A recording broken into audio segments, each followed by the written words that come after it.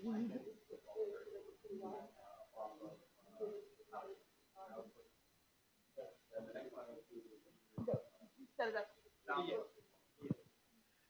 morning, everyone in class and joining us online. Good morning, Adrian. We've already said good morning to Rachel.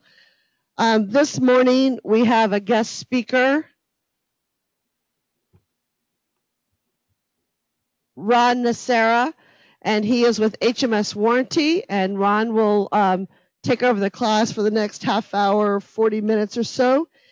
And if there's any questions in class, we're going to ask everyone to let Ron get them on mic so we can hear the questions being asked, and same with online. So I think ideally let Ron explain the program and maybe take some questions after that.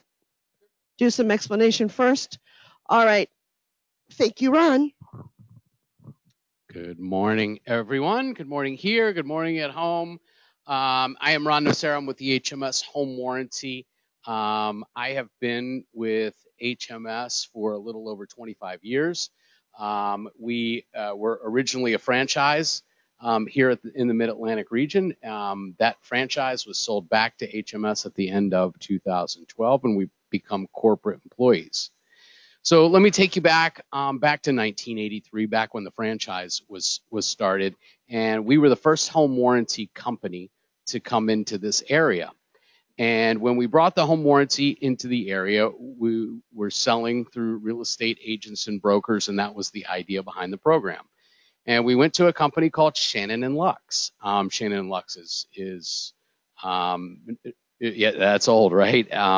Shannon & Lux is no longer around. They were purchased by Weichert quite a long time ago. But when we came in and introduced this to one of the executives at Shannon & Lux back then, they said, who the hell would want that? Right? And the price for the warranty was $299. And over the years, it became more and more popular because it just makes sense for buyers and sellers. You fast forward to 2018, and the price for the base plan of the warranty is now $499. If you were to compound the interest over that time, and compare that price, our price should be just under $800. It's only $499, and the reason why I bring up that story is because there's tremendous value in this home warranty program to your buyers and sellers. And so I want to talk to you guys a little bit about some of the features and how it works. And I think the easiest way to talk about it is let's start and think as sellers for a moment. Right? You're putting your house on the market. As a listing agent, you can offer this warranty to the seller as a part of your listing package. Mr. and Mrs. Seller, the HMS Home Warranty is a part of my marketing agreement. And as a part of the listing package, I recommend that you take an HMS Home Warranty. You would get all the benefits of coverage, and I think the easiest way to show a seller is through this back page. It shows everything that is covered for the seller. I want to draw your attention to the application page, which is just inside that back page. And I'm going to run down through these red items, and it explains a larger story. So we're talking and thinking as a seller right now, and the seller gets all those benefits of coverage that we see on the back, except for the heat and air coverage. The heat and air is a $75 option. My thinking is, for goodness sakes, if they're going to get a home warranty and agree to it, take all advantage of it, why not add that $75 in? So instead of $499 for the seller, it's $574. That payment of $574 is only made at settlement, and only if the property closes. So if you have a client that lists their house, you take a 6-month listing, and they find after that 6 months, you know what, we don't want to move. We're going to stay here. We're going to stay in this property. We're going to take the house off the market. They would not be responsible for the cost of the warranty or the cost of any claims. It is free unless they get to settlement. But if they do get to settlement, they do pay for it. And then it transfers over to the buyer for 1 full year. If the seller does not elect to take that seller heat and air coverage, and they get to settlement and it transfers over to the buyer automatically gets the heat and air coverage. So buyer always gets heat and air. Seller, it's a $75 option. Everybody with me? Great. When we talk about heat and air conditioning, I think it's important to note right now that that our federal government has mandated some changes in air conditioning systems. So over the years, they have changed the SEER rating, and the acronym SEER, S-E-E-R, stands for Seasonal Energy Efficiency Ratio. And really, it's an energy efficient rating on air conditioning systems. So most air conditioning systems out there are rated, that are already on houses, are rated anywhere from 10 to 13 SEER. So if we have to come out and replace an outdoor air conditioning system, we'll be replacing it with a 14 SEER system. When we do that, it creates a compatibility issue with the indoor unit, right? So there's a coil on the inside that the outside unit is talking to, and it's shoving refrigerant between the coils inside and out. And when we replace with a 14 SEER air conditioning, oftentimes it is not compatible with that indoor coil. So what is the home warranty responsible for then? We are responsible for making them compatible. And there's 2 ways that we can do that. The first is obvious, right? We rip out that indoor coil and we replace it, and we make them compatible. And we have to do that about 60% of the time. There is, however, a retrofitting valve called a TXV valve that we bore into that refrigerant line just before it hits that inside coil. And that TXV valve makes the 2 compatible by restricting the refrigerant going in and out. When we can take that fix, when the systems are agreeable that we can take that fix, we will take it. It's a less expensive fix, obviously, than replacing the indoor coil. So, and that's not considered a jury rig. It is a standard, industry standard type of fix that we will take. In explaining air conditionings, let's step back from thinking like a seller for a moment and think like a buyer. So this next red item on my application page is the Premier Upgrade package. And so the buyer plan, if you are just working with a buyer and you're taking a buyer, showing buyer properties, you can get a buyer a home warranty. They can buy one for themselves. You can negotiate it as a part of the sale. It really depends on how you have set up the transaction, how you want the home warranty to pay for. But the buyer can have a warranty on any home that they purchase, okay? When they do that, the base plan cost is $499. This Premier Upgrade plan that is $89 more, I highly, highly recommend. Not all upgrades are worth it. I would tell you this one is completely worth it. So we talked about air conditioning systems and when they malfunction and what we are responsible for. So when we do those fixes, major surgery on air conditioning systems, we're responsible for the equipment and the labor. When we do that, you could probably imagine that there is more to that repair and replacement than just the equipment and the labor. So the Premier Upgrade picks up things like any permits that need to be pulled. If we have to haul away that old air conditioning that we just replaced, that's a part of the Premier Upgrade.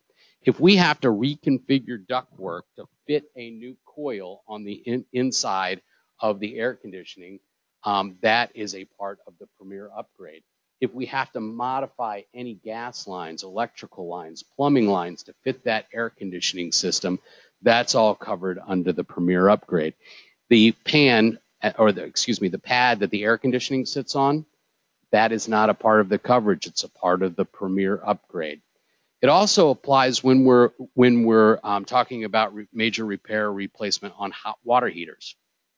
So federal government has mandated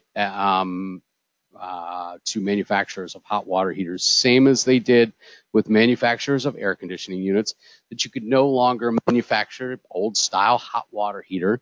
It has to be a higher energy efficient hot water heater. So when we come out and replace these hot water heaters, You would think replacing a 75-gallon hot water heater is a 75-gallon hot water heater.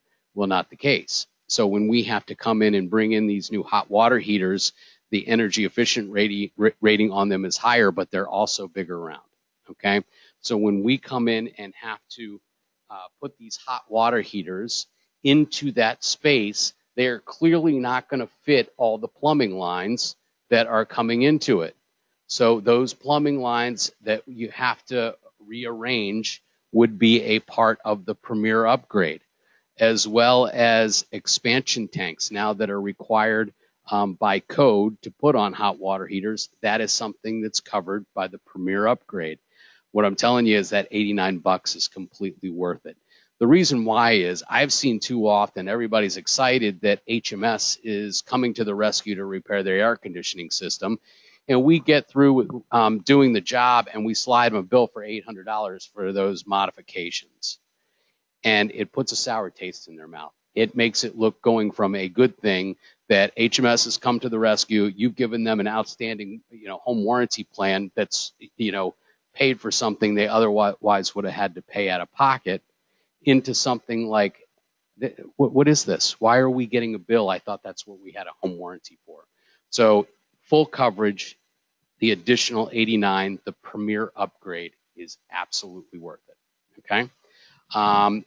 When we go and repair and replace appliances, so that's the other side of it. Major systems and appliances is what the home warranty covers. So all the kitchen appliances, your washer and dryer are a part of the coverage. Repair and replacement on appliances is pretty general. It's pretty easy. We come in, there are not a whole lot of things that can go wrong with appliances. You have new computer boards, right, that go wrong. There are sometimes compressors, pumps, that sort of thing, and we come in and repair those as needed. If we can't repair those, we're responsible to replace them. Here's something that everybody should know when we replace appliances. When we replace them with same power, same capacity equipment. And here's where I see trouble in home warranty when we do that, is your high-end customer. Your high-end customer, let's say they have a Wolf cooktop. And we come in, we can repair that Wolf cooktop, but if it's beyond repair and we have to replace it, what we offer as a replacement is same power, same capacity equipment. So if I can find a GE profile that does that same power, same capacity, that's what we're going to offer. And again, so on high-end customers, I think sometimes it may create some dissatisfaction. And what I'm telling you, if you do have a high-end customer or a home with high-end appliances, let them know that this is the case. What we do, though, is we offer what we call a claims credit, which is the cash value of the claim. And so they could take that cash value of the claim and put it towards a Wolf cooktop. And we do that on any of our claims. So let's say you have a family moves into a property with older appliances. The refrigerator goes out and they want to upgrade. Instead of us offering a same power, same capacity refrigerator matching a 1990s refrigerator, they could take the claims credit, cash value of the claim, and they could go to any big box store, Home Depot, Lowe's, buy whatever they want and replace it, and we would give them the cash value for that claim. Another interesting part about what the home warranty does, and this is sort of exclusive to HMS, is we have what's called, if I would just remember the name, our appliance buyline program. And our appliance buyline program is it amounts to an online catalog, so that if you did want to upgrade an appliance, you could take a claims credit, right? You could go on to our appliance buyline, search through and purchase appliances through that appliance buyline. You can also use this if you have a home warranty and you want to redo your kitchen. You want to redo all the appliances in the kitchen. Without a home warranty claim, without any failure to anything, you can still use this appliance buyline and our buying power to buy these appliances at a discounted rate. And I think we have like 9 different manufacturers on there. And it's, if you have a home warranty, it's a pretty cool thing. It's a pretty cool add-on and great for upgrading or redoing a kitchen. So that explains a couple of those red items and how it works. Let's talk about an actual claim as a buyer. You might find that your air conditioning in the summertime, it stops working. You pick up the phone and you call us, or we have an online service where you go to placemyclaim.com and you enter your warranty number. And right now what we're doing, we just upgraded our system, and this is an old antiquated like claim system from 1990. So we've gone, like, you take it like from analog to digital is what we've gone to. And so when you call in or use our online service, you can select time and date. Ed, how are you? You can select time and date of your appointment, and it sends that appointment directly to our service partner, and they confirm that, and we come out and make any repair or replacement that is necessary, and that buyer would be responsible for a $100 deductible. Buyer's always responsible for the deductible. Seller is too. The deductible is per claim, per occurrence. If, and I see this happening mostly on the seller side, you get to home inspection, the home inspector writes up like 3 different plumbing issues. If we can send one plumber out to take care of those 3 different plumbing issues, it's just one deductible. So it's really per trade. But if there is an air conditioning problem and a refrigerator problem, and it requires 2 different service partners to go out, then it would be 2 separate deductibles. Okay. The final item down, the red item that I'd like to talk about is multiple year discounts. And when I started off, I was telling you guys that the price of $499 hasn't really gone up that much over the years. You can renew this warranty year after year if you choose to. The renewal cost is more expensive than the first year. So $499 goes to $599. The Premier upgrade of $89 goes to $120. However, if you buy multiple years of home warranty up front, so at settlement, you buy multiple years, we will do it all at the $499 rate, and all of the options will be at the first year rate. I see this coming into play most often when there are seller credits that are being left on the table, and instead of leaving money on the table, use that money up to purchase multiple years of home warranty up front and have savings in the meantime. Everybody with me? Yep. Does anybody have questions? Yeah. Duplex. It references duplex on the order form. It says 2 attached units. Why is that more? So the reason for the price to be more expensive, you imagine a duplex. So opposite homes connected together, and the reason why usually they share HVAC systems, right? A lot of times there are shared systems, and a lot of times they have separate systems. So the cost of the warranty is more expensive because we cover more. Mm-hmm.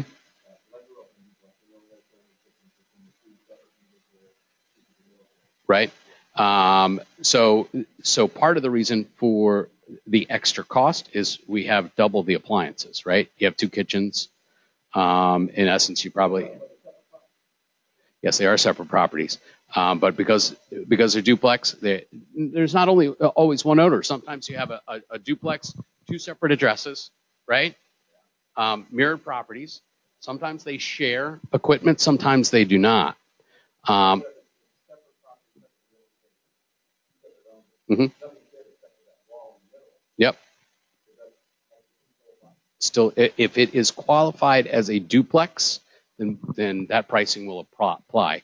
If it's a townhouse, right, then it's 2 separate warranties of $499. But if it's classified as a duplex, we'll cover it at that price. If the county says it's a duplex, it's a duplex. County, city, wherever the municipality is, we'll consider it a duplex. Okay, that doesn't explain it. I can tell by the look on your face. What? Using my own experience, I grew up in a duplex. Alexandria, Virginia, 2 houses side by side, 2 separate owners, 2 separate pieces of property. No shared system. The only thing shared was the wall between the houses. That is a duplex. I don't understand why one side of the house is buying a warranty. It's more expensive than if it were a townhouse. Actually, that's a good question. I don't know if I necessarily can answer that in any other way. That if it's a duplex, we'll cover both. Okay, and if it's not,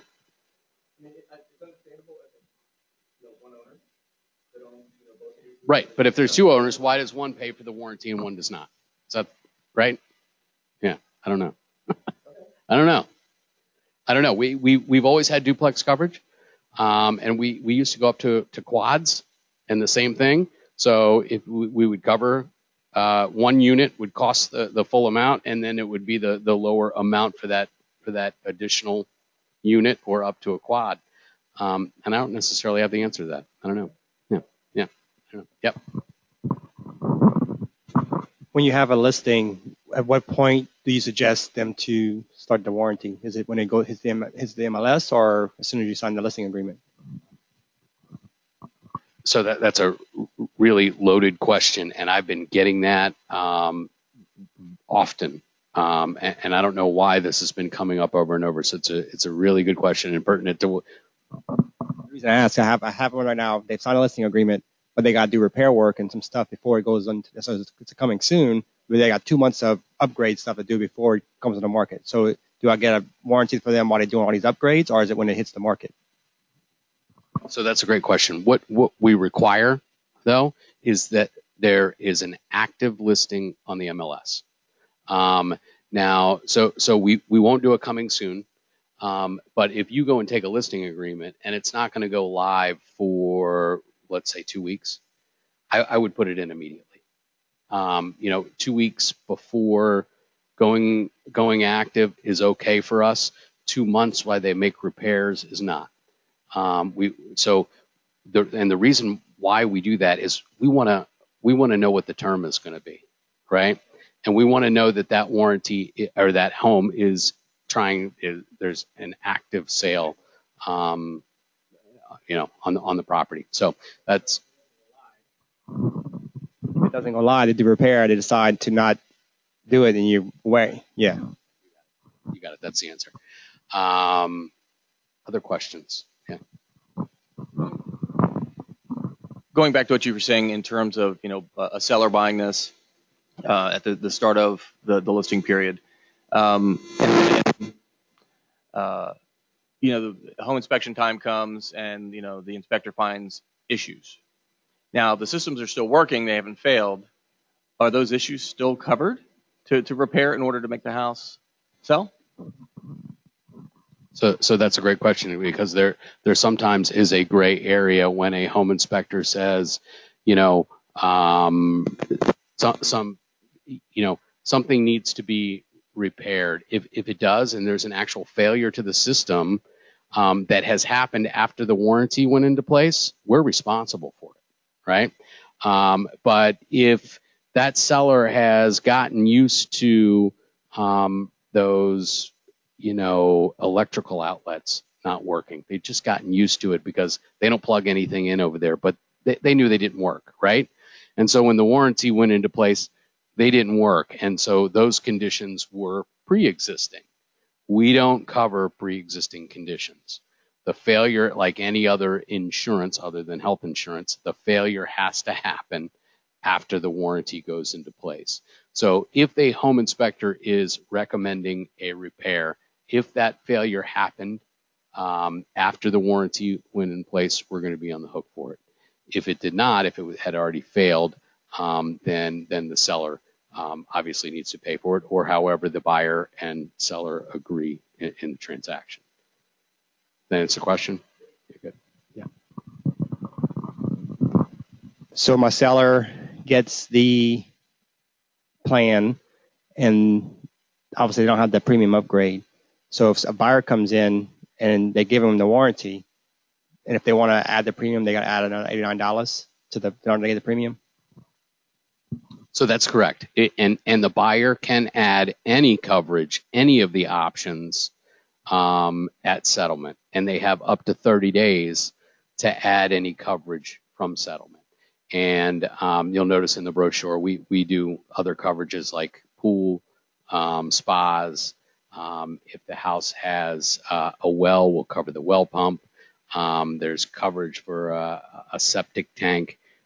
We also do other coverages on outside water, gas, and sewer lines. So all of those are a la carte options that are buyer-only options that they could add at settlement, or if the buyer is paying for the warranty themselves, they can add all of that at settlement.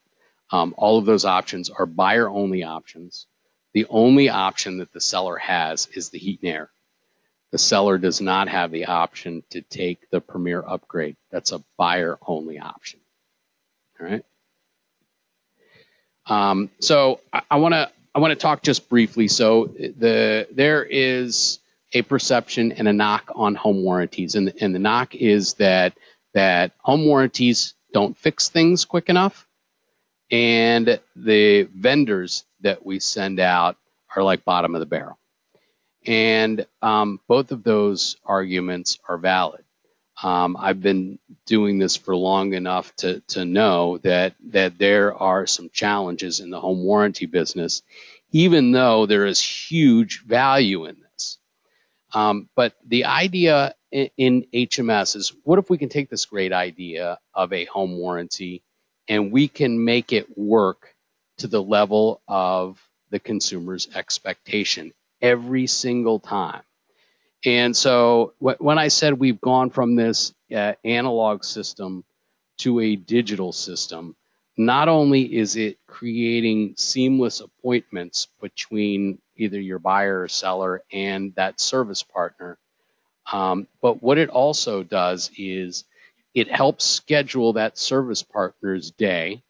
And then we're also doing things with parts and in how we compensate the service partner. So we're trying to compensate. So the other knock from the service partner's view is when they do work for us or for a home warranty company, it takes weeks for them to get paid, and they don't want to wait.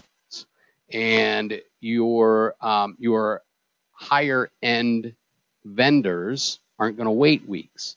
But if we can pay them in a 2 or 3 day period, and we can take the parts on their truck that they want to sell at a retail cost, right? When they go out, and we don't want to pay retail. And so in turn, we make them go pick up a part someplace else instead of using the one on that truck. It creates a time issue, and a time issue for that buyer or seller that's in the property. But what we're doing is we're now asking that service partner to go ahead and use that part that they have on their truck, and we will backfill it and ship them one directly to whether it's their shop or their home or wherever they have their business, and backfill it that way. What that's going to create over the next couple of years is service partners wanting to do business with us because we can do it the way they want it done.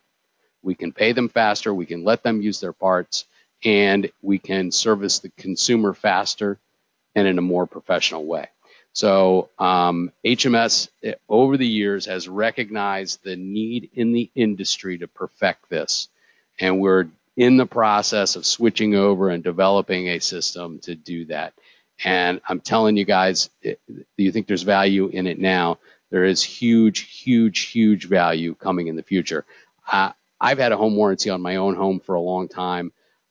I've never had an issue. I've never, when I type in and say I need somebody out to check my hot water heater, I've never said that I work for HMS. I always kind of want to see how it goes. and I've had exceptional service. But what we hear, that small percentage of complaints that we hear, we can't have that for you, right? You can't have complaints in your business because of me. I can't hurt your chain your chain of repeat and referral business. So in recognizing that, the reason why this Keller Williams office has partnered with me is because I've spent 25 years taking care of things that get sideways. And in the real estate business, you guys are going to have stuff to get sideways all the time. But when it comes to home warranty, if you use HMS, first of all, you know how to go to. And you know, if you tell Deb or Steve or Sheila that you have a problem with something, or anybody in here, they'll tell you, call me and I'll solve it. So I want you guys to all feel comfortable. If something comes up, you guys at home, if something ever comes up, I just need to know about it, and I can and I will fix it for you. Okay? Questions? I have a few questions for you. See if I taught you anything. So how many HVAC units are covered? We didn't even talk about that. You want to guess? Buyer home warranty, how many HVAC units are covered? What did it say? Unlimited. Coffee card. Good job. Good job. Yeah. Coffee card. Does the plan cover geothermal and water source heat pumps? You're going to say yes, and that's a good answer. Keep saying yes and see what happens. Coffee card for you. So we do cover those two systems. They are the only two systems that we cap the coverage. So they are capped at $1,500 each. The rest of our base plan coverage does not have a cap on it. So if we have to replace a $10,000 boiler, it's a $10,000 boiler. Does the plan cover tankless hot water heaters? Somebody said yes. Yes, we do. We cover any type of hot water heater. Does the plan cover gas fireplaces? We don't. We don't.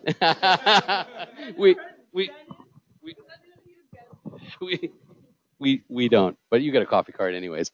So let's see. Does the plan cover pre-existing conditions? No, we don't cover pre-existing conditions. Does the plan cover for maintenance? No, we're not a maintenance contract. So if something needs a maintenance, you've got one already. But Deb didn't.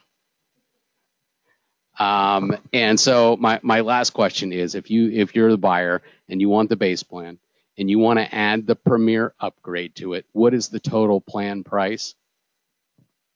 $588. You get the last coffee card. Oh. Yeah, that's right. That's right. That's all I got for you guys. Any last questions here? Thanks so much. Let me know if you ever need anything. So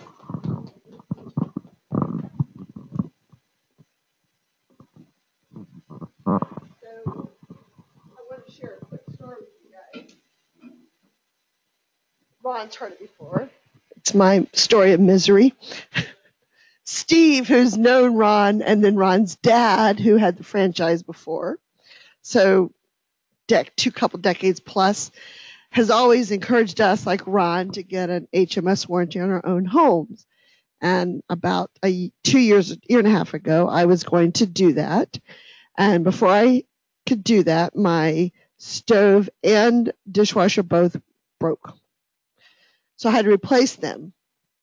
So the only thing left was in the refrigerator in my mind, not a big deal. And I wasn't sure what I was going to do, and it was around the holidays, so I would just put that on hold. Not thinking about my hot water heater because my HVAC was new. It was only a year old. And my hot water heater broke over Christmas. And when the plumber came in, he looked at me and said, well, we're going to have to take 3 inches out of your daughter's bedroom in order to fit the new boy in. Because like Ron said, and it may or may not even come down the hallway. Piven Hill's house. So I said to him, I'm like, tankless? Sure. But that got the gas company involved, the plumber, permits. It was a long process. Now, mind you, we were fortunate that this plumber had done work for my husband and gave us some deep discounts, but I was a couple $1,000s in the hole because I did not heed Steve's warning to get a HMS home warranty. So, and it's always been my practice as an agent and teaching agents to offer that to your client. Do not be afraid to show this to their client. Let them make the decision. But point out to them that they're not paying for this up front as sellers. And then when you list your home, you add the HMS warranty sign writer, which we should have some up in the office, to your signpost, and it lets the people know that that home does have a warranty coverage on it. And then if the other side chooses to upgrade it, they can do so, right? So my seller buys the basic warranty for $499, maybe gets the HVAC systems covered for themselves during the time period, and a buyer comes along and they want to upgrade to add the premium package, they could do that, right? Or multiple year, right? So those are things to do. Now, when we sell a home warranty for HMS or any other home warranty company, the agents themselves individually, you are not getting any type of kickback.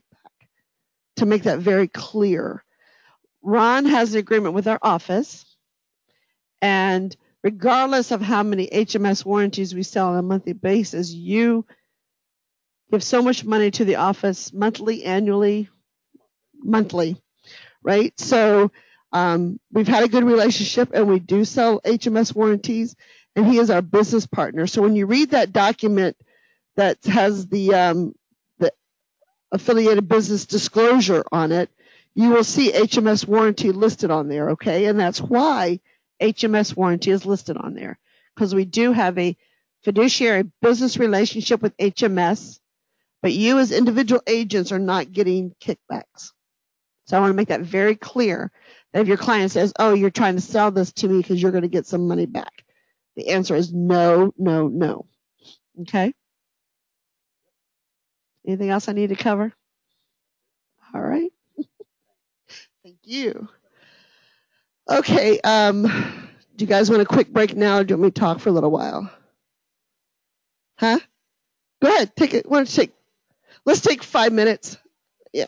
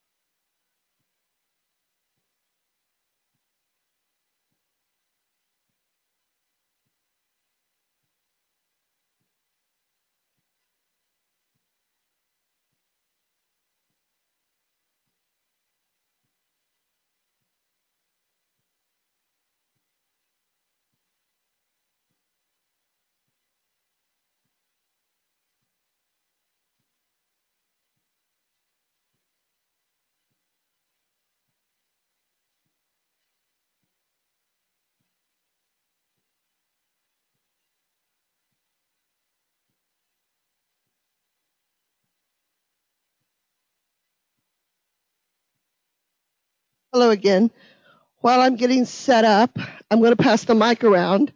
And for those that are here and those that are online, if you have any stories to share from open houses or brokers opens, please do so. Anyone here want to share anything? Or about measuring your home using an app or the laser measurer, using your Keystone profile sheet? Anybody? Dennis?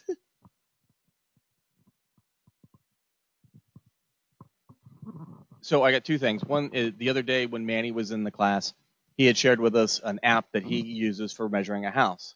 And it seemed like a cool app. Unfortunately, that app is only available for the iPhone. It is not available in the Play Store for Android. And then something I was just talking to Jana about was I went to 3 Brokers Opens on Tuesday. And I was kind of amazed in the difference in terms of how they were advertised. So the email that we got from Rachel on Monday, there was 17 or 18 in there. And it was, some were offering you a full catered lunch and some were offering a cash pull. But then there were a couple that offered absolutely no incentive to come to that Brokers Open other than the fact of come tour the house. And I thought that was unusual. The one that was offering nothing was there was a condo in Bailey's Crossroads. I don't remember where the other one was, but it would certainly it spanned kind of a great spectrum in terms of what was offered. Like I said, there was a very high-end condo in Roslyn that was offering a full catered lunch. One of the open houses in Falls Church, not too far from the office, they had offered lunch from Lebanese Taverna, and there was another one that was just offering cookies and Starbucks coffee.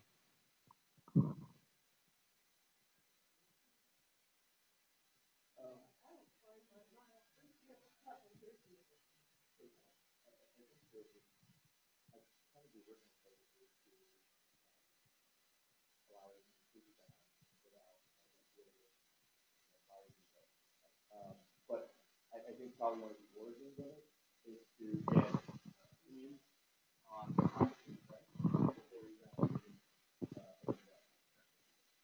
Okay, what Dennis was sharing is that the idea of an open house, a broker's open, is to have agents come in and preview the house prior to it going fully on the market. In the past, it was often to get broker input, even from your own office or other offices, to if the price is priced accurately. Do you have a buyer for this home? Do you see that there's need for improvement, or what are your thoughts? Oftentimes there would be a questionnaire accompanying that broker's open.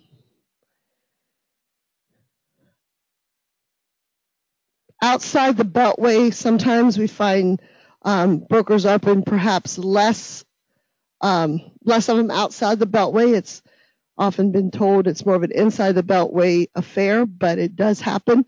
Other times it's because it's expected or it's promised by the listing agent to the seller. So they've done it, but have they done it well? Okay, it's a checkbox. Okay, I hosted a broker's open, but I didn't spend any time or effort doing anything to attract people to come. Yes, Susie.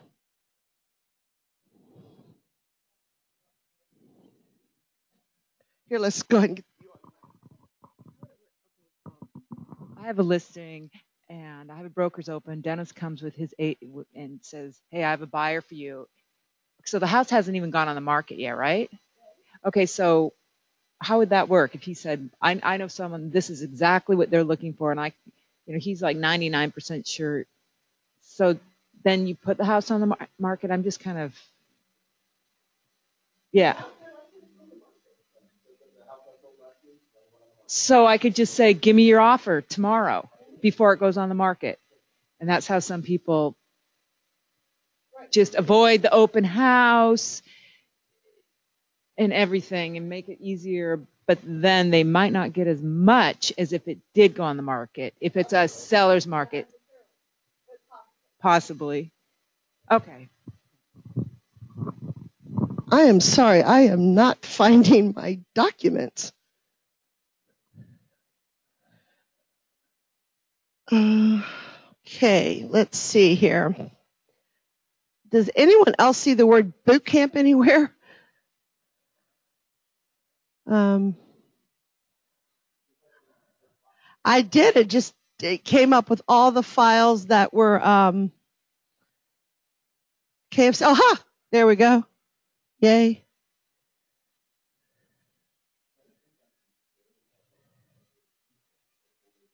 Okay.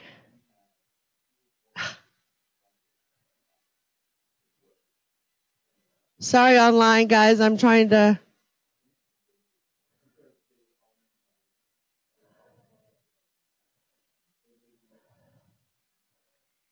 Real technical difficulties here. All right. So this is not what I want. This is the online recordings.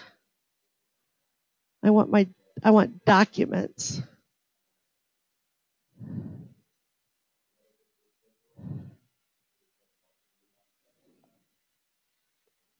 All right, let me just go to my email and see if I can get it from there. That's probably the best way to go. I'm going to put the mic down for a few moments.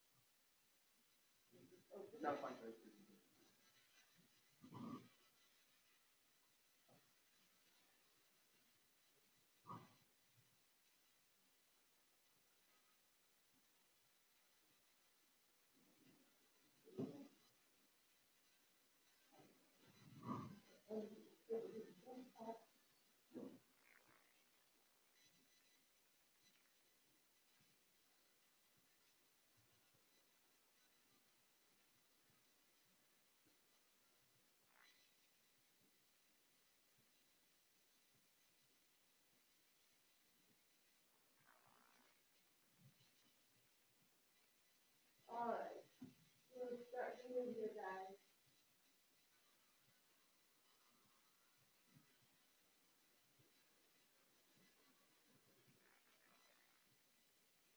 Okay, so. Okay.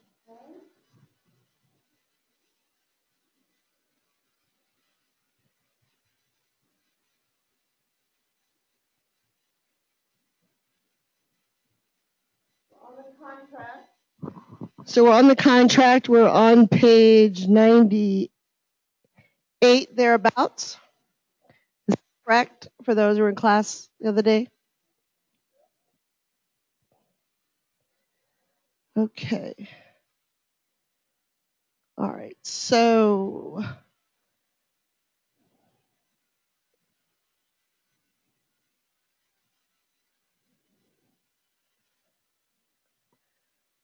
from this angle, it is so hard to see. I'm not sure why we're looking at two pages. Does anyone see the page setup anywhere? Yeah. Here we go. Let's try that. There we go. Okay. Magnifying glass. Yeah. Okay. So let's increase it.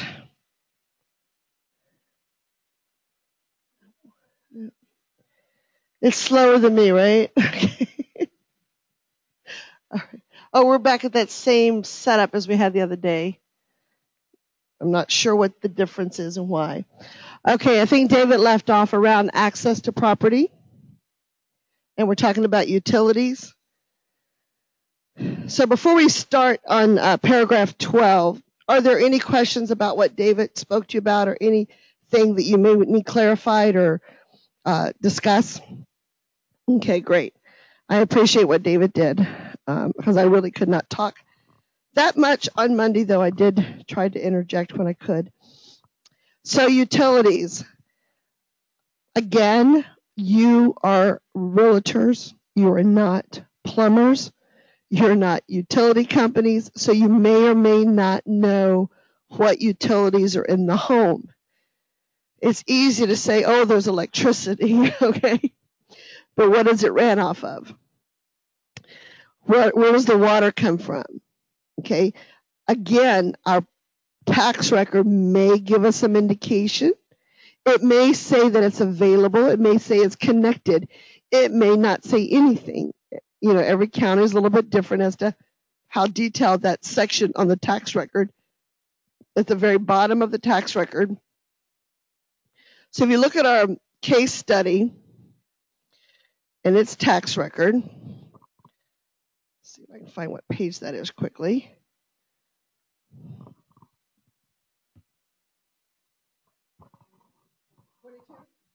Page 22. So if you look on the bottom of page 22, you may or may not, okay, so 22 starts the listing, 24 is the actual tax record. So if you go to the bottom of page 24, you see gas not available, heat is forced air, electric is connected, water is connected, sewer is connected. It says sewer connected, but it really doesn't say anything else there. And even water, it says water is connected. But what is it connected to? We know in our example here that it is a well. We're on well water. Okay, the sewer is connected to public in this particular case. So for the contract that you're putting together for the Smythes and the Jonases, the Smythes are your buyers, the Jonases are your sellers. So you've already sat down with the Jonases, and we've gone through what the utilities are. So as a listing agent, you have entered online what the utilities are, okay? Because you as a listing agent have clarified with your client what utilities are in their home, right? So we've already done a listing agreement. You've gone through and determined what the utilities are.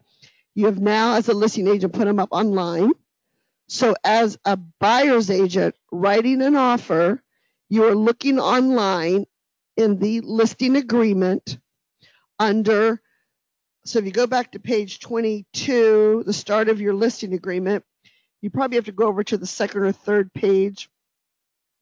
Page 22, you see the word utilities. So as a buyer's agent, you have your listing in front of you and you're working on making an offer. So you go down through and you find the word utilities and you enter in what you see there. So on page 98 under utilities, you look at the listing agreement, and our example here is page 22. So you go to your listing online from your MRIS or Bright MLS and water. So in our test scenario here, under water supply, what should we have? Okay, and as a private well, we're just going to say private. It's not a community well. So for our example of writing our contract right now, you're going to click private well. Again, you're acting right now as the buyer's agent making an offer. Hot water. What does it say our hot water is?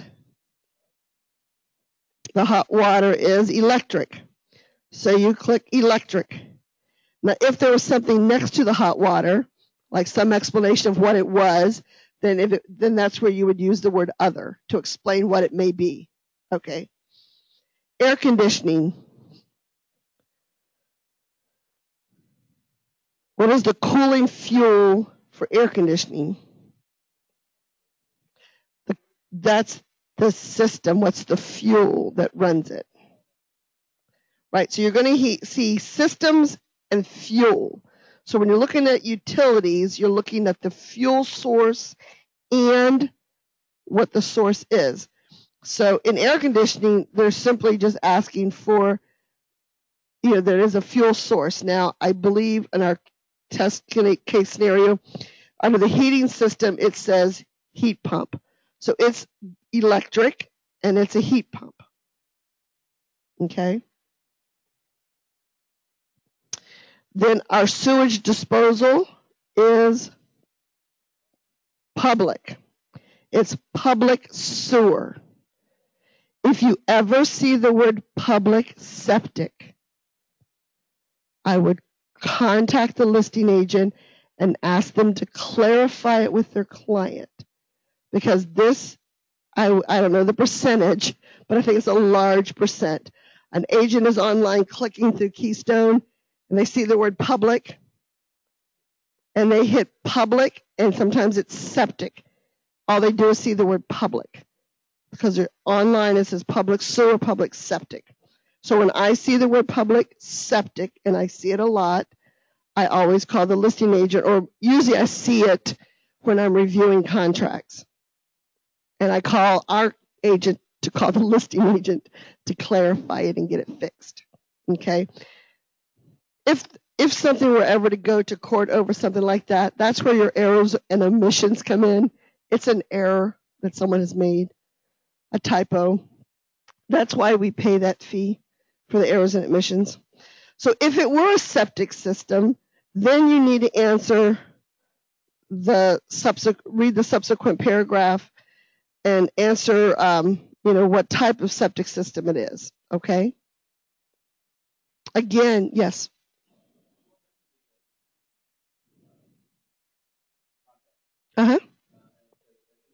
Mm-hmm.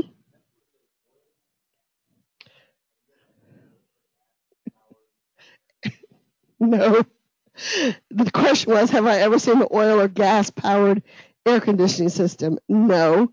I don't know if it's for symmetry that the fields are there, but it's there nonetheless.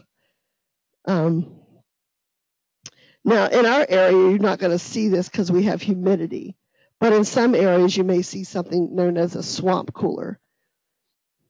So it uses water to blow on to cool, because it's so hot, like in Arizona, it's so hot that adding a little bit of moisture to the air with a fan source can bring the heat down inside the home considerably, and it feels like it's air conditioning, where air conditioning is almost cost prohibitive to run because it's so hot. So, but we don't see those here in our beloved humidity of the East Coast, and certainly in Virginia. So again, what I can really press upon here is that you as a listing agent work with your client to make sure you get as correct and clear as possible what the utilities are. We're all human, we all make mistakes. But knowing that that's a common mistake, double check yourself on sewer and septic. Just always double check yourself. From the buyer's agent perspective, when you're writing an offer, if it seems a little strange, bring up previous listings, look at the tax record, and call the listing agent and say, things aren't matching up here. Did something change in the home? And they may not even realize they clicked it off, so it does happen. Okay, personal property fixtures, paragraph 13. Let's see if I can enlarge that again.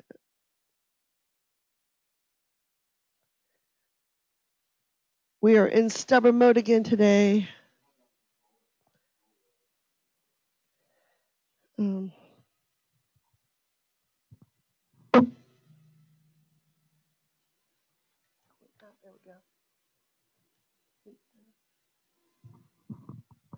Okay, so personal property. The property includes the following personal property and fixtures, comma, if existing, colon. So it's built-in heating and central air conditioning equipment, plumbing and light fixtures, a sump pump, attic and existing fans, storm windows, storm doors, screens, install wall-to-wall carpeting, window, shades. I'm sorry, guys. I just noticed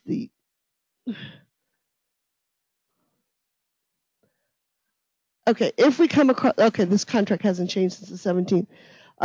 It's just different from the book. So if you're following on the book, it's just a spacing issue. I was concerned we had the wrong file here. Okay, TV antennas, exterior trees, shrubs, unless otherwise agreed to in writing, all surface or wall-mounted electronic component devices do not convey. If more than one of an item conveyed, the number of items is noted. The items marked yes below are currently installed or offered. Okay. So again, you go back to your listing agreement online, and a really great listing agent that you all are, you are going to put this in your listing online. And even though some of these things are not required to be entered, if you go to page 21 of your listing agreement, down toward the bottom, where it says main entrance, interior style, and it starts giving some things. So there's the word appliance and colon, okay? So using our case study, you would simply go down this list and start checking off what conveys and what doesn't convey. So in this situation, a dryer, a dishwasher, a microwave, an oven range electric, a refrigerator, a washer, and a disposal. Okay. Now, it does not say ice maker in the refrigerator.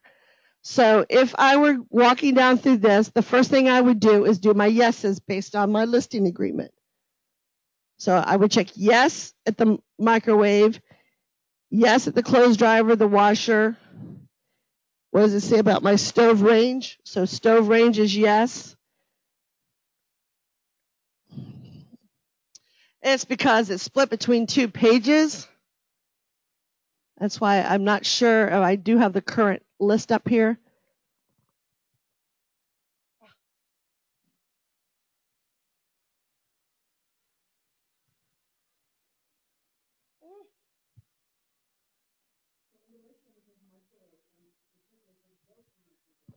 Right. So if it's listing microwave online, it is a built-in microwave. It should be.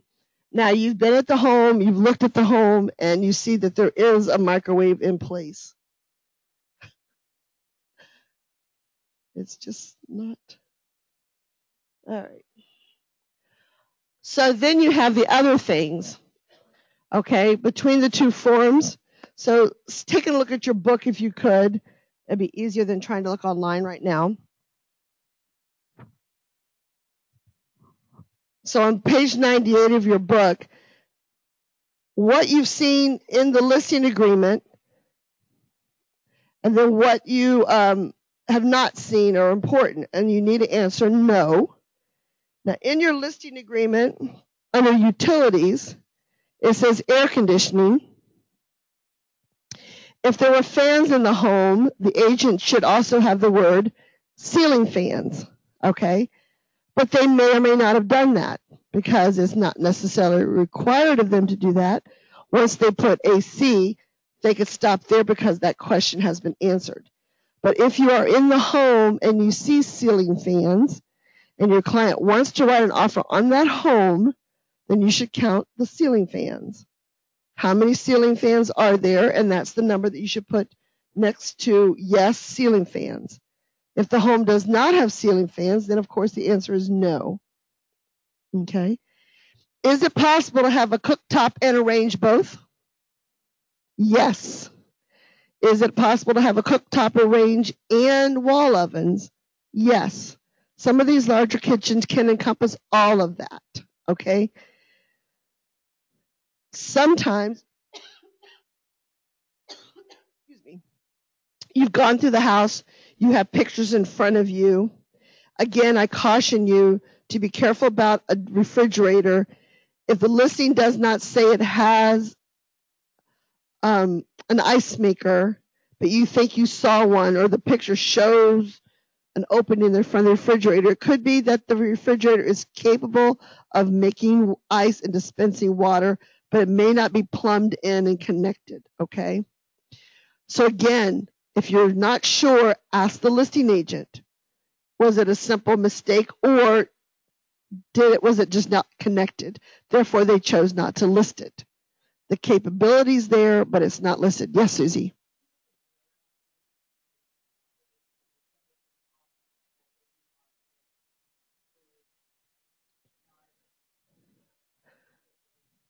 great question. Susie's question was, if you make an error in this offer process and you put that there's not a disposal and there is it egregious error? No, because it's you as the buyer's agent working with your buyer to make this offer based on the information you have. And yes, you're human and you could have forgot to check off that there is a disposal. But the listing agent is supposed to review this. As a listing agent, when you get an offer, you should pay attention to what it says on every single area that's got a check mark or any written word to make sure it is accurate and true to what you have listed. You don't look at the sales price, make sure all the signatures are there and get your client to sign it. You need to make sure, because if your client signed off that there was a disposal, let's say there wasn't, and they signed off that there was a disposal, then who's on the hook to put one in? The seller. Okay? Now, E&O errors, but still someone's got to satisfy that buyer. Okay? People assume a lot that there's disposers everywhere. Homes that have septic systems, often you're not going to find disposers because you don't want all that food. I think I've mentioned that before, down in the septic system. Again, you might see playground equipment. There might be a little kid's playground in the back. Do not assume it conveys. Okay? If it's not listed online as a conveyance or they've got a note on it, it does not convey. There might be a buyer's agent who the buyer says, I want that playground equipment for my little 2-year-old. She fell in love with it. So you totally ignore as a buyer's agent that it's not conveying and you're asking for it. Okay? The seller can then make a choice. Okay, they really want it. They've included in the deal. We'll go ahead and let it convey. Now, what they cannot do is sell it separately in the contract. So you do not sell anything within the contract. This offer, this contract is for the conveyance of that home only.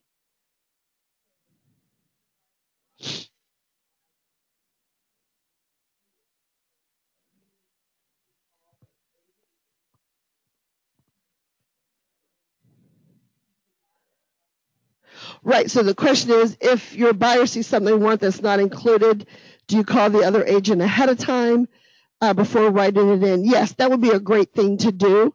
It doesn't often happen.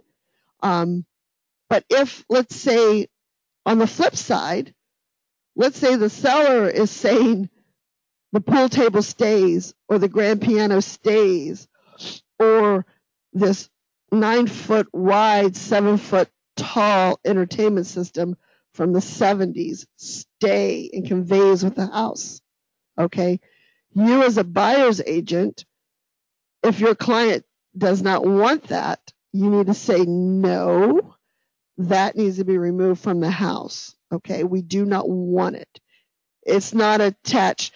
They might say conveyances and will convey, and you can simply write in the other category, buyer does not want entertainment system, does not want, or simply buyer requests that entertainment system, pool table, and grand piano all be removed from home by day of settlement. Right, and you could say buyer, so you would put yes for playground equipment, and the seller's agent would then, or the listing agent would then say it does not convey. They might call you up and say, hey, Susie, I noticed you in your offer, you put playground equipment, and we have put that online that it's not going to convey. And you say, well, my client really wants it. Ask your seller. And again, that's a negotiable thing. The seller can say yes or no. But if the seller says, well, if they want it, they have to pay me for it. Okay, that has to be outside of this contract. If the seller says, I'm taking the playground equipment, unless the buyer pays me for it, then that's a bill of sale outside of the contract. Okay? Sure, they can have it, throw it in, then it's a conveyance. Okay? And again, there may be a playground set out back and the buyer does not want it. They don't have children, they don't have grandchildren, and they don't want it. They want it removed from their yard. Okay? Now, incident happened a couple years ago. Playground equipment was in the yard. The buyer did not want it, didn't really care. Her grandchildren had aged out a little bit, and she would just assume they removed it, but it wasn't a big deal for her either way. However, the HOA company had come along and said it was an illegal playground. And interestingly enough, what happened was, so the buyer is buying this unit, let's say unit A here, in a townhouse, not even a townhouse, a single family setup situation where the houses are rather close together. So she's buying this unit here, unit A home, and there's a playground, and she doesn't want the playground. 3 doors down, friends of the sellers said, well, we'll take the playground, and they moved the playground down to that home 3 doors away. Prior to the HOA coming out and doing their survey, the HOA put a violation on the books that there was a playground on the property being sold. Now, someone on that HOA had seen the house up for sale, made note that there was a playground there, and made sure it was put on that violation page. But the person coming out doing the inspection, if they actually did an inspection, never paid attention that that house no longer had a playground. So letters were written to the HOA to clear it before closing.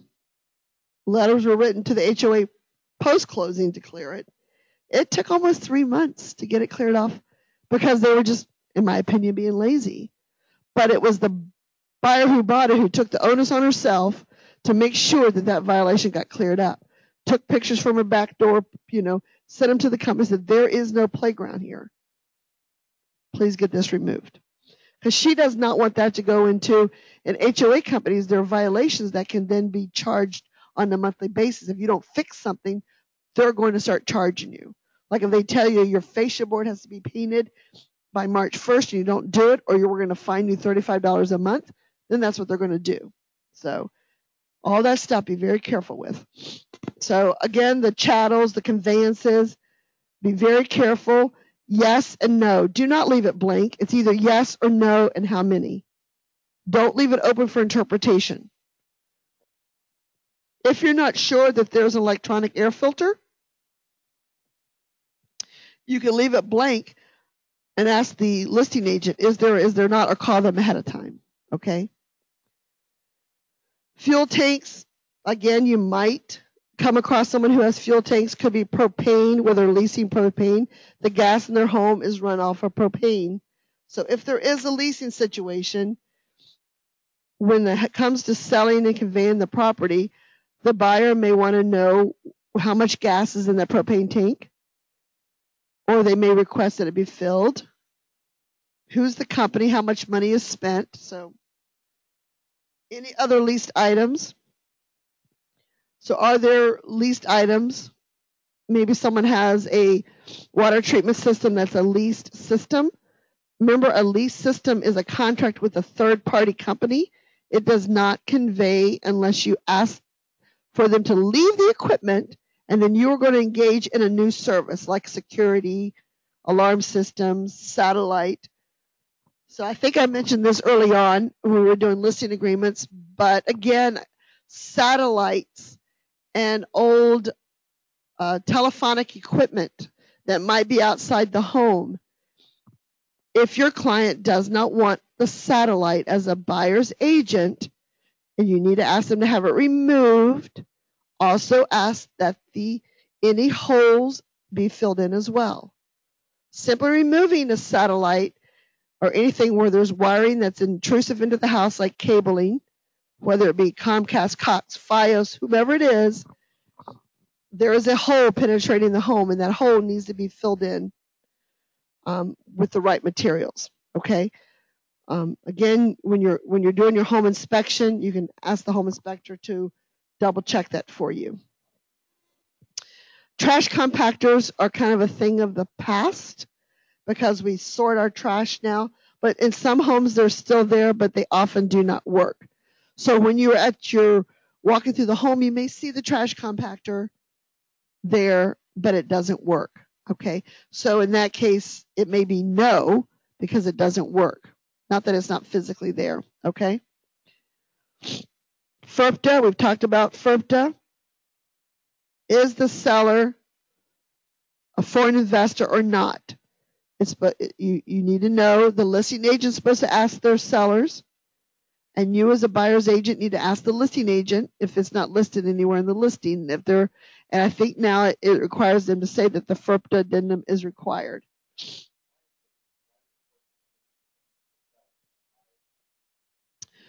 Well, the buyer needs to have knowledge that that seller is a foreign investor, because if that seller has not done their due diligence with the IRS, then it could potentially hold up settlement, could potentially put a delay in things. It could simply be the delay could be that the seller themselves are not getting money, but the title company or the parties involved may stop settlement for a day or two or postpone it. So in the last few years, they've made it part of the contract now to make everyone aware, because it has become such a big deal in our area. And our area in particular, we're a very transient area here. Okay, so financing application. If this contract is contingent on financing, buyer will make written application for the specified financing and any lender required property insurance no later than 7 days after ratification. Buyer grants permission for cooperating brokerage and the lender to disclose to the listing broker and seller general information available about the progress of the loan application and a loan approval process. The lender cannot give any specifics. They're bound by their own code and legal limitations on what they can tell someone, but they can say that yes, application has been made. Yes, appraisal has been ordered. Okay. If buyer fails to settle, except due to any fault by seller, then the provisions of any default paragraph shall apply. Seller agrees to comply with reasonable lender requirements, except as otherwise provided in the lender required repairs paragraph of the applicable financing contingency addendum. So we'll get to the addendums later on this week. But bottom line, VA and FHA to an extent have some strenuous requirements when it comes to lending money on a home. The systems have to work. So someone cannot get a VA loan or an FHA loan if the HVAC system's not working. Where a conventional loan, you may not be in you may not be doing a home inspection. It's not required, and you might buy a house because it's a great investment using a loan, and the systems do not work. VA is very particular about their loan. The house I sold, I need to scroll down. No. Yep. The house I sold, I refinanced some years ago. When we moved in the house, my husband was new to the area, new to a job, and so we could not avail ourselves of his VA. But when we refinanced, we were able to do so. And we had a deck that had been, it was not Trex, it was called Geodeck, and the sun just bore holes through it. So eventually, after it had been out there for a couple of years from the previous owners, you'd walk out and you would basically fall through. So we had put some planks on it, and we were getting ready to redo it. We found out that there was a recall. So we were in the process of getting all the money from that manufacturer. So my husband had barred the entrance from the stairs off to the deck and taken away all the offending boards so no one would mistakenly go out there. It's a bunch of empty space with just the joists and stuff. We had double French doors that had a screen that locked and a deadbolt door. And we never went out there during that time. Well, when VA come and did their inspection, they said that we had a condition to get the loan was that, and there was 6 banks of windows, door-sized windows. Their condition was that we boarded up putting nails through our vinyl outside over all of those windows because of the safety hazard. And they went so far as to say it was a sliding glass door in the report. So I took pictures, went through the lender, sent them off. They sent them to the VA, and that VA appraiser recounted and removed that exception because the French doors were dead bolted. There was 2 sets of locks she had to go through to get out. And my daughter was of such an age that she knew that she could not walk through those doors into empty space, and they didn't require us to damage our house by boarding up because it was it was a lot of windows there, a door like windows. And so there are exceptions, but they're very picky. Stair railings. If you're representing a seller and they've got a stair railing inside or outside that's shaky, get them to fix it before you put the house on the market. It will become an issue when there's a VA and FHA loan. It's going to become an issue in a home inspection. If they have stairs outside, that's more than 3 stairs, and there's no railing, they need to put a railing up. It's going to become an issue. Okay. All right. So alternative financing. Here's the big sticky wicket here. Okay. Oh, let me back up. The 7 days, 7 days, 7 days. So once a contractor is ratified, your client as a buyer's agent must make full application, because up to this point they've given preliminary stuff to the lender to get a pre-approval letter. Now they have to make full application and answer and provide everything the lender wants, plus pay for the appraisal. Okay? Appraisal is paid outside of closing by the buyer during, and it usually happens in this very first 7 days. So if I'm doing a buyer's consultation with my client, I'm giving these timelines. You know, Janet, if we ratify today, Thursday, you have to have full application in by next Wednesday with your lender, complete everything they want. But in my book, you need to have it done by Monday. I want to have no mistakes. We've got a 30-day closing. We only have a 21-day contingency. We've got to get the appraisal ordered, and we're in a hot market. We don't want anything to go wrong. So, like the 48 you're late, that's kind of my rule with my clients. 48 hours, you need to start making that application. Now, what I do is I would send an email to the lender and just simply say, has the application been completed? What do you need from me on my end to nudge my client along? Okay. Again, prior to even looking at houses, they've already spoken to the lender. The lender has shared with them, these are things we're going to need. And they should already start that gathering process. Okay. You're going to need tax returns. You're going to need employment statements. You're going to need job verification. There's a whole litany of things they need, and they need to start pulling that information together. Okay.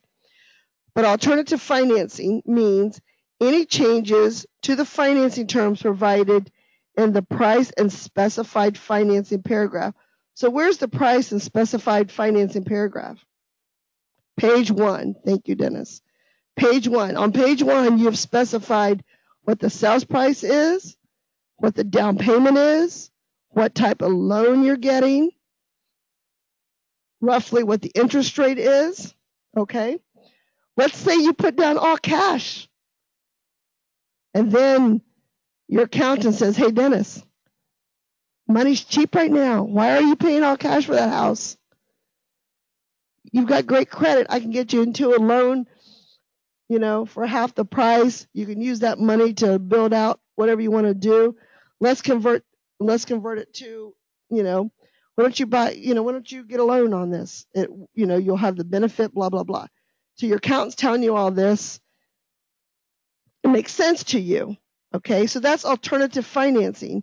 You're making a change to what you said your financing situation was. So what does it say? Including but not limited to down payment amount, financing including amounts financed, loan type, conventional, FHA, VA, or other, term of any loan, interest rate, or loan programs, assumptions, fixed rates, buyer may substitute alternative financing for the specified financing. If buyer wishes to retain the protection of a financing contingency, buyer shall execute a new financing addendum if applicable and obtain seller's written consent. Should buyer pursue alternative financing without seller's written consent, buyer shall waive the protection of any financing contingency. Buyer may substitute an alternative lender for specified financing provided A, there is no additional expense to the seller, B, settlement date is not delayed, and C, if buyer fails to settle except due to any default by seller, then the provision of the default paragraph shall apply.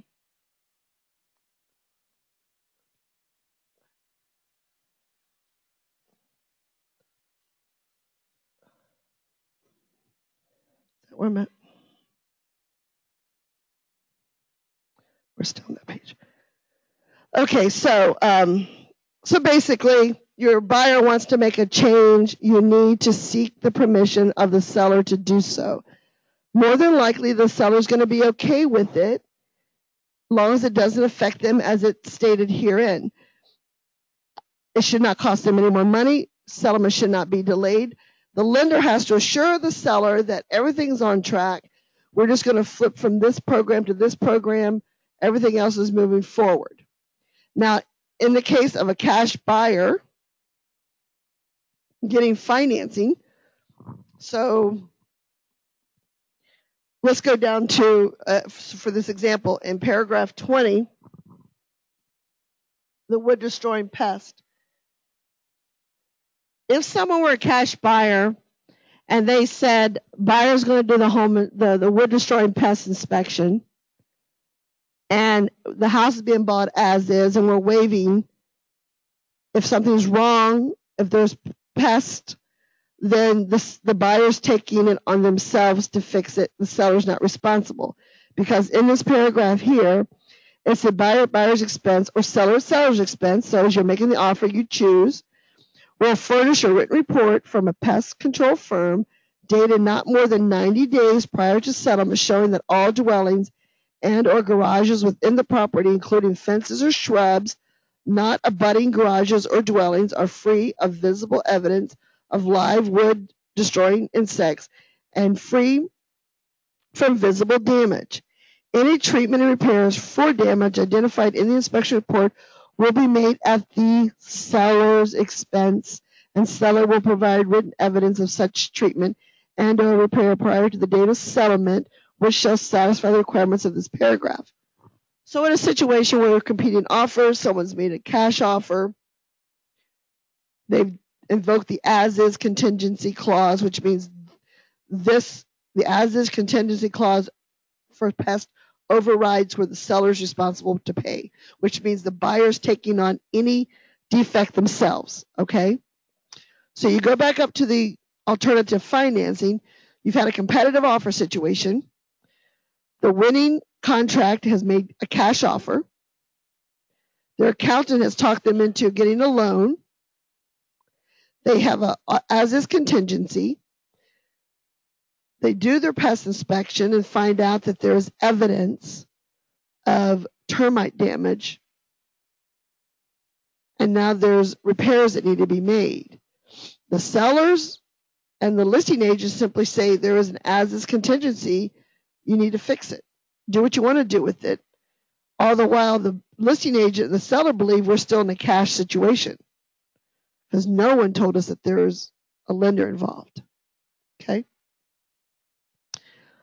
The day of closing, the buyer's agent calls you crying because the lender will not release money on a loan you had no knowledge that existed, so the property could close because there is unsatisfied termite damage out there. So yes, Susie.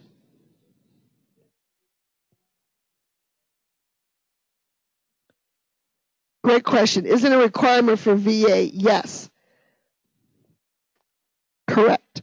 So VA, in the VA addendum, it clearly states that the buyer cannot give up the right to have the termite repair done, and the seller has to pay for it. The inspection as well. Okay. VA, FHA, no. Unless it's changed. But so in this situation, it was a conventional. This is a true case scenario. Yeah. So what I'm talking about right now is a true case scenario. And I simply said to this buyer's agent, number one, we knew nothing of a loan. This is a cash offer. I'm looking at the contract right here. If your client has gone out to get a loan, then your client or you need to get this fixed today. Because if we do not settle, my client will take every effort he can to go after your client for all their earnest money and their deposit, because you have not treated us fair and ethical here. You're in a multiple offer situation. I mean, the buyer's agent is in tears, crying her eyes out. They're in the office building next to us. They're not really full-time agents. She never saw the property. She never even wrote the contract. She knew it was someone who wrote the contract for her. She was in name only. They have a red color in their name too. And she was crying to me, and I said, look across the courtyard here. I said, when this deal's over with, you should come and talk to me and understand what this contract actually said. But we are going to close today, and your client needs to get a pest company out there and fix whatever your lender wants fixed. But my client is not going to do anything. There is nothing for my client to do, and he can put this house back up on the market today. And he will do so. We have multiple offers, and he's not afraid to void your contract right now and put it back up on the market. And basically, she gave up her $500 commission that she was getting to pay for the $500 repair. Now that repair, the damage was done in 1962 and had been repaired. It was a cisterned wood on a beam in the attic, and the repair had been done. But their pest company wrote it up in such a way that it scared everybody, and their lender was requiring repairs to be done. True story. 2 years ago. So anyway, so how alternative financing can trickle down and affect other things inside your contract. So in that case, it was affecting my client, right? Because now they're trying to force using paragraph 20. Again, that agent didn't know that her client had signed the as-is contingency. She had no idea. She's trying to read to me from paragraph 20 here. And I'm like, okay, you need to pull out the full contract. Your client has signed an as-is contingency, which voids what it says here in paragraph 20, okay? So things like that happen. So let's go back up to paragraph 17. Buyer's representation. Buyer will or will not occupy the property. That field has to be filled in. As listing agents, if you get a contract and it's left blank, you need to call the buyer's agent up and say, are your buyers living here or are they not? Once I had a buyer's agent say, well, I'm not sure. That's why I left it blank, because they may buy it for an investment. I said, oh, no. They need to make a decision because they have a loan. And their lender is assuming this is a primary residence based on what they've been told. We will not be in collusion. I want it answered one. You can answer it. If you and your buyer want to lie and say they're not going to live there, that's fine. I'm not a party to that, but you have to answer it. We're not leaving it blank. Okay? Because if the lender were to call me and ask me, because it's blank, I'm not going to answer that question. It's not my job to answer it. So brokerage is or is not authorized to disclose the listing broker seller and any lender appropriate financial or credit information provided to cooperating. So you're working with your buyer and you're asking them, can we, as your selling brokerage disclose to the cooperating brokers any of this information. Now, what a lender can disclose is very limited, but we can give them the lender's name. It is on the lender letter, but there's some limitations to what they can actually ask. But this is a collective bucket to say, look, we're having full disclosure here. We're opening ourselves up to full disclosure. That's kind of the covering there. Smoke detectors. Sellers shall deliver the property with smoke detectors installed and functioning according to the laws and regulations of Virginia. Smoke detectors have a life of about 8 to 10 years. If they're about that old in your client's home and you're the listing agent, just have them replace them because they will go out. They will start beeping during the home inspection, and they will not stop beeping once the batteries get put in there because they've aged out, and they will continue to beep until they're replaced. Okay, targeted lead-based paint housing. Seller represents that the residential dwellings at the property were or were not constructed before 1978. That is the date. So if they're constructed in 1977, you don't need lead-based paint. Seller represents that any residential dwelling at the property were or were not constructed before 1978. So what about if it was constructed in 1978? Do you need lead-based paint? Dennis is correct. The answer is no, because it says before 1978, not in 1978. Okay? If the dwellings were constructed before 1978, then, unless exempt under Statute 42 USC, etc., the property is considered a target housing under the statute, and a copy of the sales disclosure acknowledgement of information on lead-based paint and or lead-based paint hazard has been attached and made part of the contract as required by law.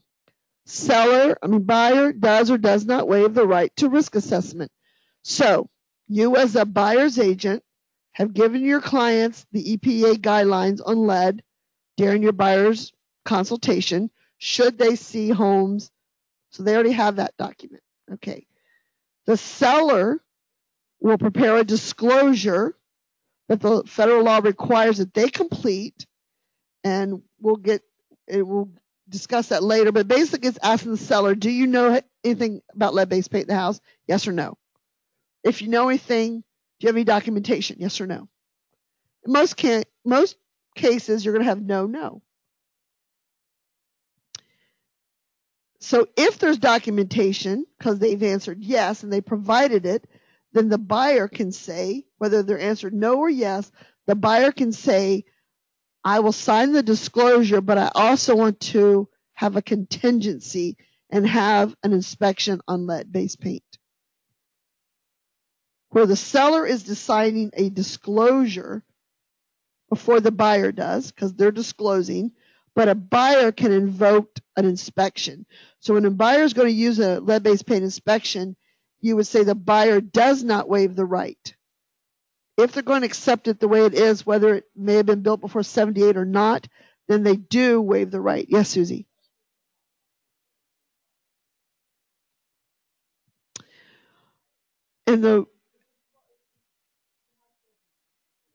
Right.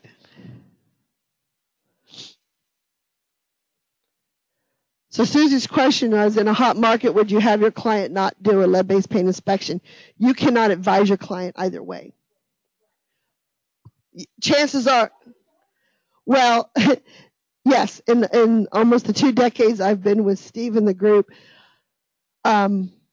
interestingly, we've only seen them in the last few years, and most of them have been for people moving here from out of the country who've gotten scared to death when they read the EPA book, because they just think that it's something they have to do.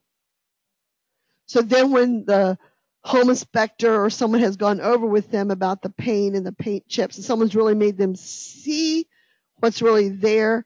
I know twice since we've been in this market center that someone has had them had the lead-based paint actually inspected as a contingency, but it's very rare. It's very, very rare.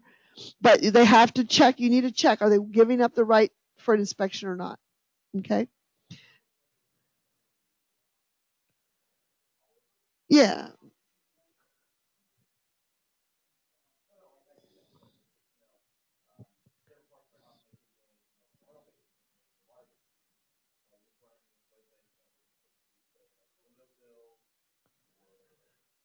Yeah. Floors. Yeah. Yeah. And apparently when it chips off and kids chew it or use it for a teething ring, it became an issue. We didn't do that.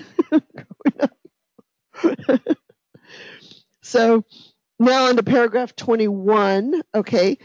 So damage or loss. The risk of damage or loss to the property by fire, act of God, or other casualty remains with the seller until the execution and delivery of the deed of conveyance to a buyer at settlement.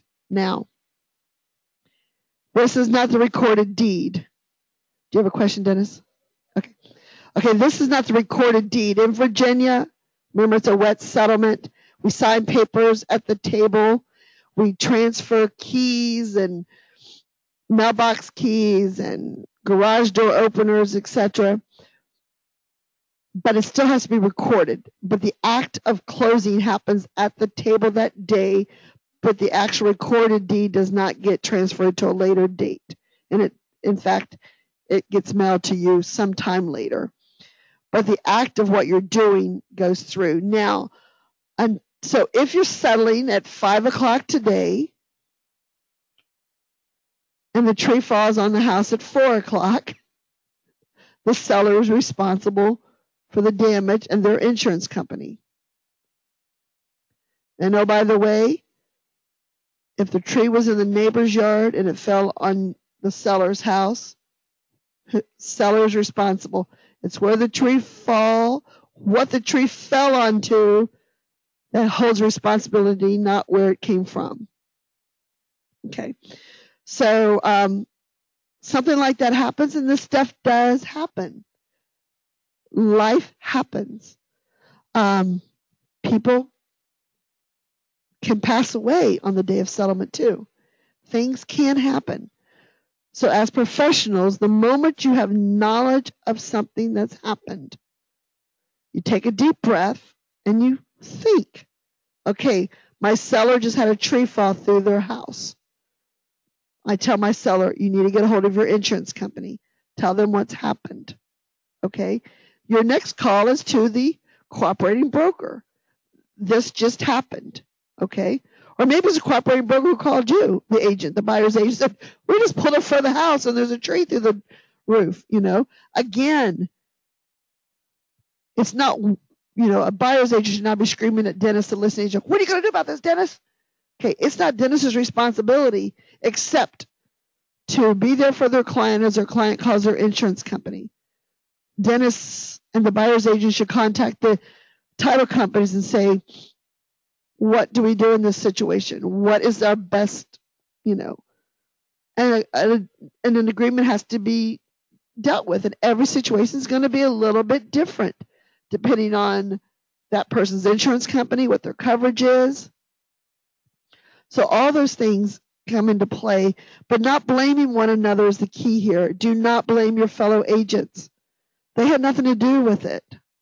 Hopefully. They didn't go out and chop the tree down in the middle of the night. Okay. So title. The title report and survey, if required, now not all lenders are going to require an actual staked survey or survey in general, but it is a good thing that your client gets the basic survey. It may not be a stake survey that's more expensive where they actually go and put the stakes out. But there are surveys that they do. The title companies hire the companies to go out and do the surveys. Will be ordered promptly, and if not available on the settlement date, then settlement may be delayed up to 10 business days to obtain the title report and survey, after which this contract, at the option of the seller, may be terminated and the deposit will be refunded full to the buyer according to the terms of the deposit paragraph. Fee simple title to the property and everything that conveys with it will be sold free of liens except for any loans assumed by the buyer.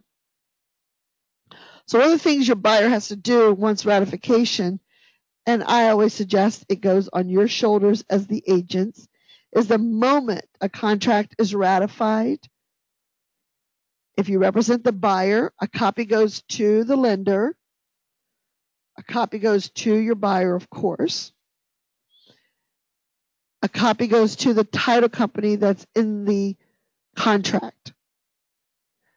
With that ratification of the contract, the title company starts doing their work, which sets up the ordering of the title work, which sets up the survey ordering and gets all their ducks in a row. Because at that point, the title company is representing the contract, not the buyer, not the seller. They're working through the contract, abiding by what the contract says has to be done, and they're managing that, okay? Seller will convey title which is good, marketable, and insurable by a licensed and title company with no additional risk provisions. If action is required to perfect the title, such action must be taken promptly by seller at seller's expense. Title may be subject to commonly acceptable easements, covenants, conditions, restrictions of record, if any, as of settlement date. If title is not good and marketable and insurable by a licensed title insurance company with no additional risk premiums on title date, buyer may, at buyer's option, declare the contract void in writing or pursue all legal and equitable remedies. Nothing herein shall prohibit the parties from mutually agreeing to extend settlement under terms that are acceptable. So like I told you about my little guy who bought and found out that there was a lien on the property and we couldn't go to closing because it wasn't able to be sold according to that paragraph. What's that? We mutually agreed to extend closing.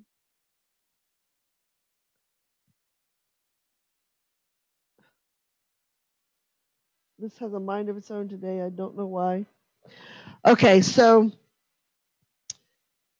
if there's something wrong, then you have a discussion about it. So the title company, so what UT and other title companies do is they have an abstractor go out and they pull up the deed and they make sure that what's online matches what the deed actually says. They get all the appropriate names of who.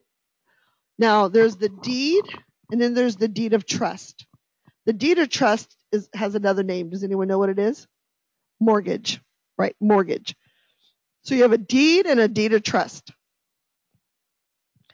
I could be on the deed of trust alone, and my husband could be on the deed with me. Okay? Which means I'm solely responsible for the money, but he has selling power in the house. No, I would never do that because I'm smarter than that, but it can be done. Okay? So someone could be solely on the deed of trust. So I just reviewed a contract in the last few days where the mother is solely on the deed of trust, but somewhere along the line, because she's aging out, she had added her son to the deed. So the son has no financial responsibility on his credit for the mortgage, but he is added to the deed. So when the home goes to be sold, both the mother and the son are the sellers, and they both have to sign the documents, okay? Because both of them are actually sellers according to the deed. They are both owners in the property, though the mother is fully responsible for the deed of trust, the mortgage, okay? So as a listing agent, when you come across situations like that, you know, anyone who's on the deed has to be on your listing agreement, and they have to be signing documents at closing or represented by a power of attorney unless they're deceased, at which time you need a death certificate. Okay? So The title company is doing their research. I wish I'd had David talk about this paragraph the other day. So the title company is out doing their research, and they're going to find issues perhaps. So they're going to contact the listing agent, who will then let the seller know, hey, by the way, did you know that it says that you have a GMAC loan out for $20,000? And that's fine, but you know that we have to pay this off with your seller's proceeds because GMAC has liened you for $20,000. Now, if that had been paid off, then the seller has to do their due diligence at their expense to prove that that GMAC loan had been satisfied. So whatever the seller needs to do to get that satisfied and proven, it may simply be digging out their letter of satisfaction from GMAC that GMA sent to them saying your loan has been cleared and paid, but they never cleared the lien off with the court. And they've never actually taken it. So years ago, when you would pay off a mortgage, the mortgage companies would send the satisfactions back to the homeowner, but they were not recorded with the counties. So then, then you're going around trying to play catch up, showing that all these loans have been cleared off and paid. So that's the title company's job. They look for those things, then they start clearing them up. Now, the title company may not let the buyer's agent know that there's issues over here yet. They could be in such that they know they can get them cleared up. As it gets closer to the settlement date and they're not getting cleared up, that's when they have to let the buyer's agent know that there's an issue that could delay settlement. Okay. But the quicker, as a listing agent, the quicker you encourage your client, let them have their moment of freaking out. I paid that off 3 years ago. Blah, blah, blah, blah. Let them have that. And then, okay, let's look at this, with reason, and let's get this figured out. What can you prove that you've paid this off? Okay. And it could just be a simple thing that the satisfaction of payment never got recorded with the court, and you just have to get a new copy of it. What about if it shows that there's an unreleased lien out there from the previous owner? Okay. So, Susie, you just bought this property from Dennis 6 months ago. And, when you bought it from Dennis, the proceeds he got paid off his mortgage. Universal Title sent it over to the mortgage company. You bought title insurance. Okay. But then you go to sell it, and it says it still has Dennis's unreleased lien on there. Well, more than likely, it's just a simple fact that someone did not take the certificate of satisfaction from the Dennis's mortgage company and file it with the courthouse, releasing that lien. But you have title insurance. So your title insurance company is then now responsible to figure that out. They're going to go back, because you're selling your property, down the road, and you've done all your repairs, you're fixing up, you're getting ready to sell it. But your title company, because you have insurance when you bought it, because it was clean, the liens were clean at that point. But now your title company will go back to this previous transaction and figure out where their certificate of satisfaction is. They're going to contact Dennis's mortgage company, ask them to resubmit one for recording purposes. Okay. So as a seller, in that case, you're not responsible to do all that legwork yourself because you have title insurance covering you. Okay. So that's one of the benefits of the title insurance, is any outstanding things that could happen in the past, they're responsible. If they're binding you for title insurance, then they're going to cover you for the fixes and help get it fixed. Okay. Any questions about title? One of the things I really like about Universal Title is when they send your client a welcome letter, they give them a document on how to hold title. And I will bring a copy of that on Thursday or Friday for you guys tomorrow. It's just 4 little paragraphs explain the 4 different ways to hold title, so your client can easily read that and understand, what they're going to do. Husband and wife, if it's a trust, companies, etc. So it's a great little piece. Okay, notice a possible filing of mechanics liens. Okay, the Code of Virginia permits persons who have performed labor or furnished materials for the construction, removal, repair, or improvement of any building or structure to file a lien against the property. This lien may be filed at any time after the work is commenced or the material is furnished, but not later than the early of 90 days from the last day of the month in which the liener last performed work or furnished materials, or 90 days from the time the construction, removal, repair, or improvement is terminated. An effective lien for work performed prior to the date of settlement may be filed after settlement. Legal counsel should be consulted.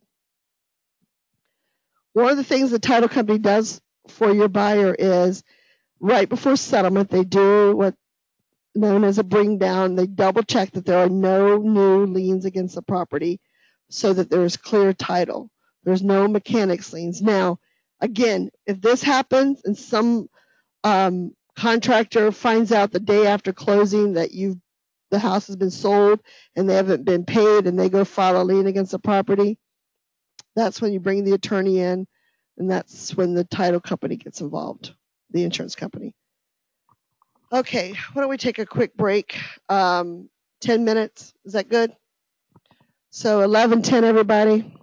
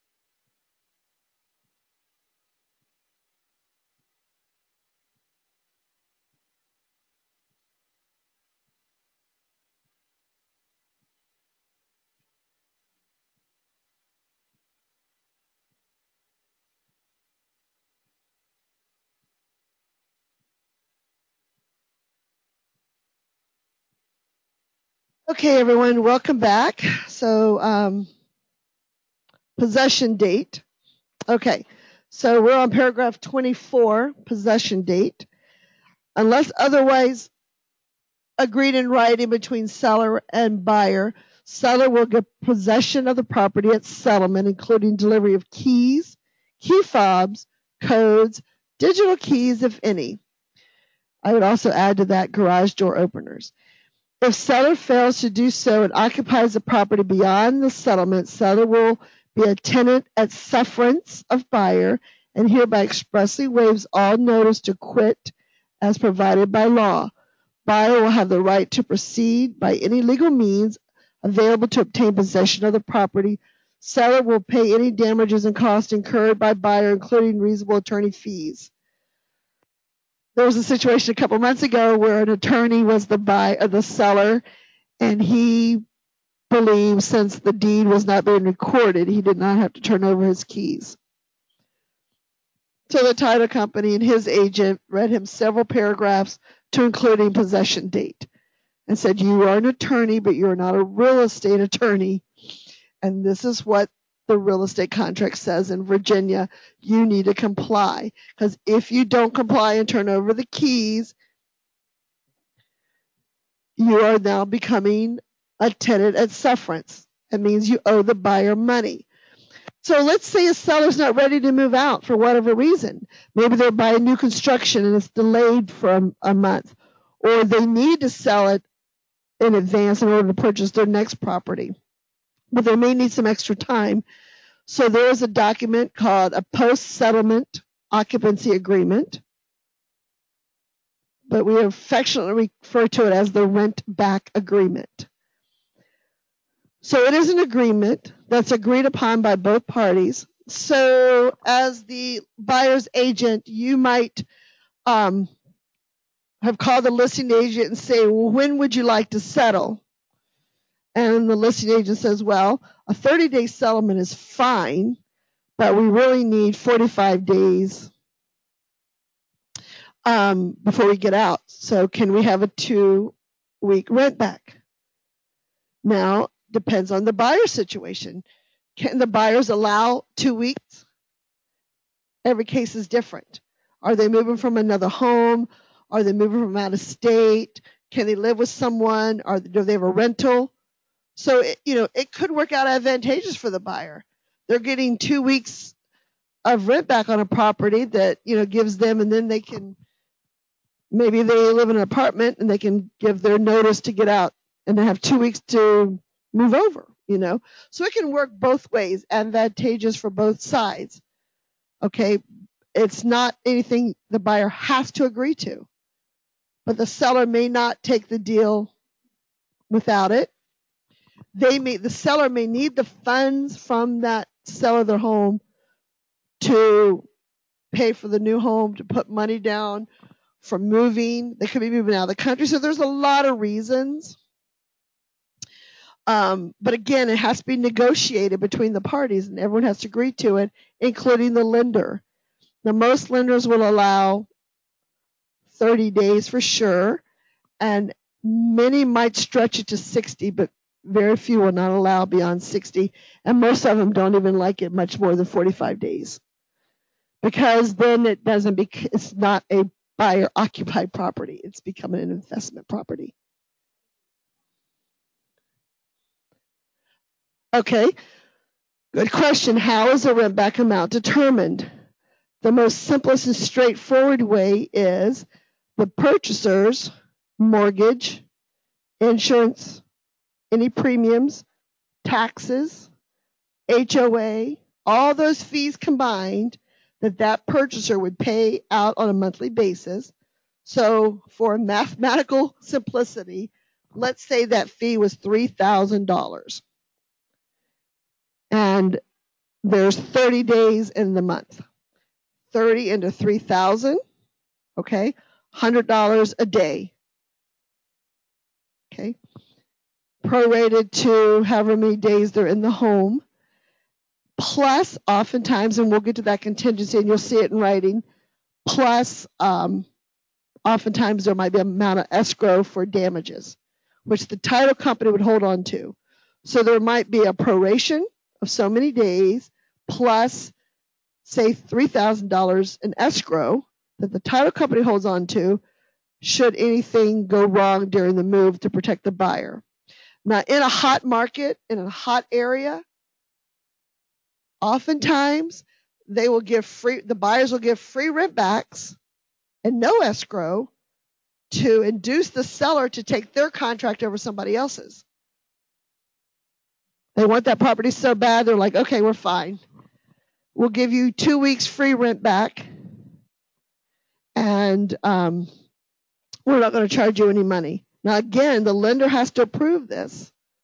Now, in a free rent back situation, the lender, it's okay, because where it comes into play with the lender is it's money going back into the buyer's pocket. So it depends on what the buyer's financial status is and their ratios as to how much credit they're allowed, okay? And when we get to the finance contingency, we'll talk more and more about that. But again, possession date is negotiable, and it can be postponed by agreement, okay? All right, the fees. The fees for the preparation of the deed, the portion of the settlement, agent's fees billed to the seller, cost of releasing existing encumbrances, we were talking about that, liens, encumbrances, seller's legal fees, and any other proper charges assessed to seller will be paid by the seller. Fees for the title exam, exception as otherwise provided, survey, recording, including those of any purchase money trust, and that portion of the settlement agent's fee billed to the buyer, buyer's legal fees, and other proper charges assessed to the buyer will be paid by the buyer. Fees to be charged will be reasonable and customary for the jurisdiction for which the property is located. Grantor's tax and regional congestion relief tax for Alexandria City, Arlington, Fairfax, Loudoun, and Prince William counties, and all cities contained within, shall be paid by the seller. Buyer shall pay recording charges for the deed and any purchased money trust. So when it comes to doing our mock settlement, David's going to go over with you a settlement statement and talk about these fees.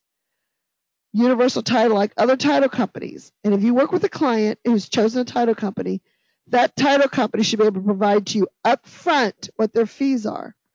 Now, on our affiliated business disclosure statement, you have what Universal Title fees are clearly written there because we have a relationship with them.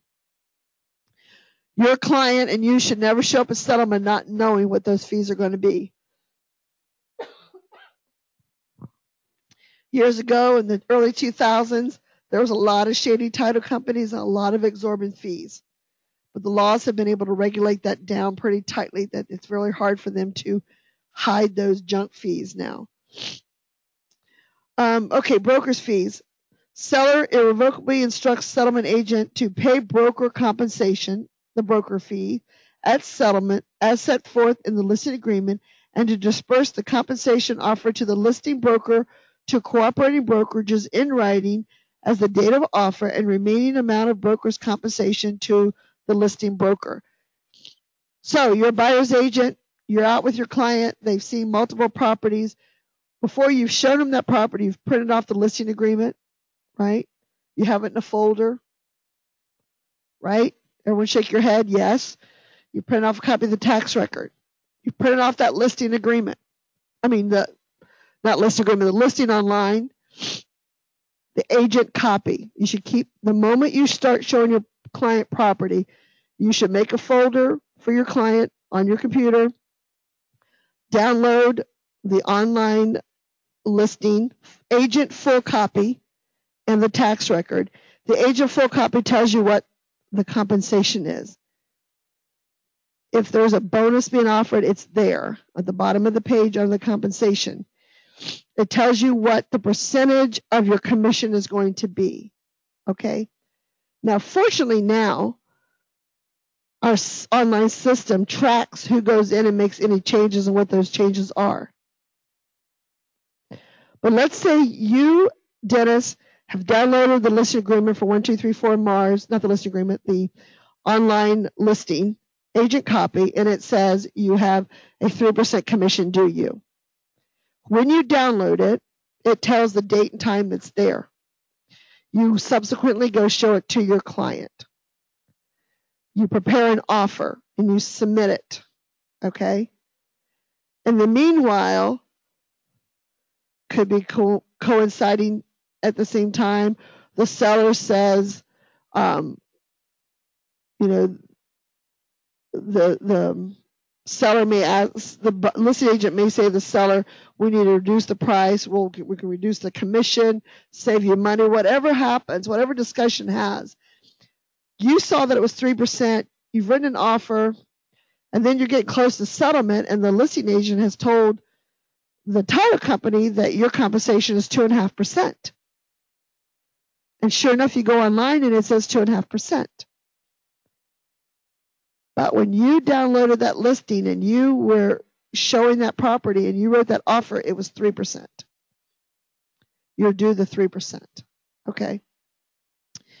We had a situation years ago where an agency had, when the market tanked, they were offering on a McLean house a $25,000 bonus. $25,000 bonus. Okay. We represented the buyer's agent, the buying brokerage, and during the offer negotiations, the buyer and the seller voided in the contract the $25,000 bonus. The seller wrote it in there and said $25,000 bonus is voided, removed, and the buyer and seller signed it. Well, our buyer's agent went to Steve and said, I don't think they can do that, right? And they had it listed in MLS in the appropriate, not just of the remarks. If it says bonus up in the remarks, if it ever just says in the remarks that there's a bonus, you make sure it's down in the compensation part. That's where it's legally required to be. So Steve said, just let it ride. Just let it ride. So it proceeded to go to closing and sold without the bonus. And then Steve called up that other brokerage and said, hey, my agent has this document here that says there's a $25,000 bonus printed out. And I noticed you've changed that online, but nonetheless, it was there when they showed the property. But we didn't get it. Oh, well, it was negotiated out in the contract. And Steve said, buyer and seller do not have the right to negotiate commission. Therefore, you owe us that fee. But I tell you what, we'll be nice. You send us $5,000, we'll consider it done. That other brokerage was pompous and said, no way, you'll never win. We put their timeline of paperwork together. We submitted it to MVAR. It took the board that amount of time and awarded our client the money, our agent the money. They awarded them $20,000. Yeah. I don't remember what the reasoning was, but maybe. Could have been. Yeah, so we got the $20,000. That brokerage closed down. And the agent left, left the business because they went in and finagled with, now that was before you could see what someone had done online. Now there's a tracking updated on your MLS, but our agent knew enough to print off that listing in its full and to keep that. Because when the deal was ratified, she went back online and the bonus had disappeared. It was not there. And that's what the agent said. You can't prove it. Well, we could because we had the copy, right? Because she did what she was taught to do by Steve and made a copy of it. Okay. So now we're on adjustments. Rents, taxes, water, sewer charges, condominium unit owners associations and or owners associations, regular periodic assessments, if any, and other operating charges are to be adjusted at the date of settlement. Taxes, general and specific, are to be adjusted according to the most recent property tax bill. For the property issued to the settlement date, except that recorded assessments for improvements completed prior to settlement, whether assessments have been levied or not, will be paid by seller or allowance is made at settlement. If a loan is assumed, interest will be adjusted. Okay, we're not going to do about assumptions. So on the day of settlement, that is the day we prorate everything. So if today's the date of settlement, okay, so today's what date in the month? The 1st. Okay. So in essence, the buyer takes possession on the 1st. So the seller may pay 1 day of HOA for the 1st, and then the buyer picks up from the 2nd on. Okay. It's not prorated to the time of closing. It's not prorated by hour. It's prorated by the day only. And that goes for leases as well. The buyer, I'm sorry, did I say seller? I meant the buyer. Yes. The buyer pays on the day of settlement. Yes. Right. So because today's the 1st, yesterday everything ended, last night's buyer. Everything's for buyer.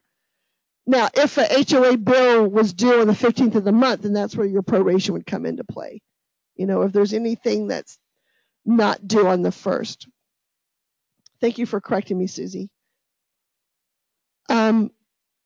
Again, this is on the day of closing, not the hour of closing. And this holds true for leases as well. We had a situation where a landlord was insisting it be prorated per the hour. And that is not acceptable. Not acceptable. Okay. Yeah. Okay, attorney fees. If any party breaches title contract and a non-breaching party retains legal counsel to enforce its rights hereunder, the non-breaching party shall be entitled to recover against the breaching party, in addition to any other damages recoverable against any breaching party. All of this reasonable legal expenses incurred in enforcing its rights under this contract, whether or not the suit is filed, in obtaining, enforcing, and or defending any judgment related thereto. Should any tribunal of competent jurisdiction determine that more than one party to the dispute has breached the contract, then all such breaching parties shall bear their own cost unless the tribunal determines that one or more parties is the substantially prevailing party, in which case any such substantially prevailing party shall be entitled to recover from any of the breaching parties, in addition to any other damages recoverable against any breaching party. Breaching party is the one making the mistake. Prevailing means there's a winner and a clear clear loser, okay, in that situation. So loser pays all, basically, or losers. Legal expenses incurred in enforcing its rights under this agreement, whether or not a suit is filed, in obtaining enforcement and or defending any judgment related. So it could go to arbitration or mediation and still, because that's the tribunal. They're judging what's going on here.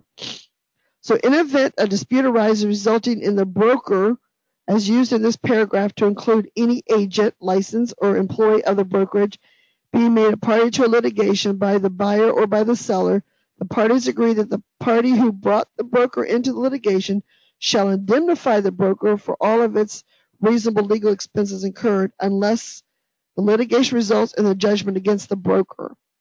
So if the seller, for example, or buyer sues the listing, the seller, and throws the big wad against the wall and pulls everybody else involved, broker, agents, the warranty company, the home inspection company. This is what often happens. If the broker did nothing wrong, then the person bringing the judgment holds them harmless. The broker is not responsible for paying for their fees. If they were not found guilty, the other party brought them in, lumped them into the big lawsuit, is responsible. Okay. Performance. Delivery of the required funds and execution documents to the settlement agent will constitute sufficient tender of performance. Okay.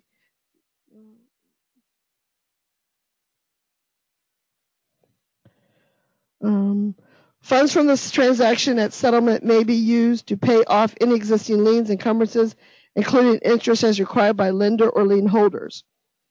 If the seller owes money to people and the purchase doesn't cover it, the seller has to bring money to the table. Okay. Default. If buyer fails to complete the settlement for any reason other than default by seller, buyer shall, in default and in the option of seller, the deposit may be forfeited to the seller as liquidated damages and not as a penalty. In such event, buyer shall be relieved from further liability to the seller. So, there is an earnest money deposit. So here's why in a hot market, having a good amount in your earnest money deposit makes the other side realize how serious you are, because you're willing to give it up if something goes wrong at the default of the buyer. So the seller can request and take the earnest money deposit if the buyer defaults as full damages and cannot go after them for other things. First paragraph, right? If seller does not elect to accept the deposit as liquidated damages, the deposit may be the limit of the buyer's reliability in the event of default. Buyer and seller knowingly, freely, and voluntarily waive any defense as to the validity of liquid damages under the contract, including seller's option to elect liquid damages or pursue actual damages, or that such liquidated damages are void as penalties are not reasonably related to actual damages. So it's a lot of language, but once the seller accepts the deposit as damages, they cannot go after the buyer for other damages. If they do not, then the seller may or may not get that deposit as the damages. They have to pursue it and then let the court decide. If the deposit is forfeited, or if there is an award of damages by a court or compromise agreement between seller and buyer, the broker may accept and seller agrees to pay the broker 1/2 the deposit in lieu of the broker fee, provided broker's share of any forfeited deposit will not exceed the amount due under the listing agreement. So the other side defaults, the buyer defaults, and the listing agent can get some of this money as it agreed. So on the release of deposit, there's 4 spots: buyer, seller, listing agent, and buyer's agent. So it's not unheard of that the listing agent can get the money. Most of them don't take the money and they relist the house and get it back on the market and want full compensation. But there is that possibility and they can claim it. You have a question, Susie? Okay. Let's see. Okay, I'm sorry, I told you this was boring. But I want you to be that group of people who've read the contract, or at least had it read to you, okay? If seller fails to perform or comply with any of the terms and conditions of the contract, or fails to complete settlement for any reason other than default by buyer, seller shall be in default, and buyer will have the right to pursue all legal equitable remedies, including specific performance and damages. So here, the seller has failed, right? For whatever reason, so the buyer has the right to pursue. If seller or buyer refuses to execute a release of deposit when requested to do so in writing, and a court finds that such party should have executed the release, the party who has refused to execute the lease will pay the expenses, including, without limitations, reasonable attorney fees incurred by the other party in the litigation. Seller and buyer agree that no escrow agent will have any liability to any party on account of disbursement of the deposit or on the account of failure to disperse the deposit, except only in the event that the escrow agent's gross negligence or willful misconduct. So even though David likes Dennis, David Robertson, he's not going to let escrow money that belongs to Susie go to Dennis just because he likes Dennis, okay? He is duty bound. If Susie and Dennis, buyer and seller, are not agreeing on voiding the contract. So Susie's a buyer. She says to Dennis, I'm voiding the contract on HOA documents. Plain and simple. I don't have to give you a reason why. I want it done. Dennis is a seller. I'm not signing. There is nothing wrong with these documents. It's 500 pages long, and I've read through every single page. There is no reason in here that she has any right to void. I am not signing this document. Dennis's agent keeps saying, Dennis, you have to sign it. Under the state of Virginia law, Susie has a right to void on HOA for no reason whatsoever. I'm sorry. Nope. I don't agree. I don't agree. I don't agree. So there sets Susie's $10,000. She can't buy another home. It's tied up. You refuse to sign it. The brokers try to tell you have to sign it. You just refuse. So Susie has to take it to court. The judge will say to you, Dennis, you have to sign this. You have no right to refuse. It's clearly her money. So now you have to pay everybody's expenses. You have to pay all her court fees, any legal fees, any damages she has incurred because of your stubbornness.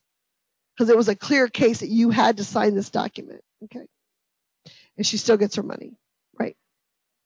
And once that court order gets sent to the title company, then they cut the check to her. Like David said, he can hold on to the check until both parties have agreed in writing, or the court orders him to send it somewhere. Okay? All right. Other disclosures.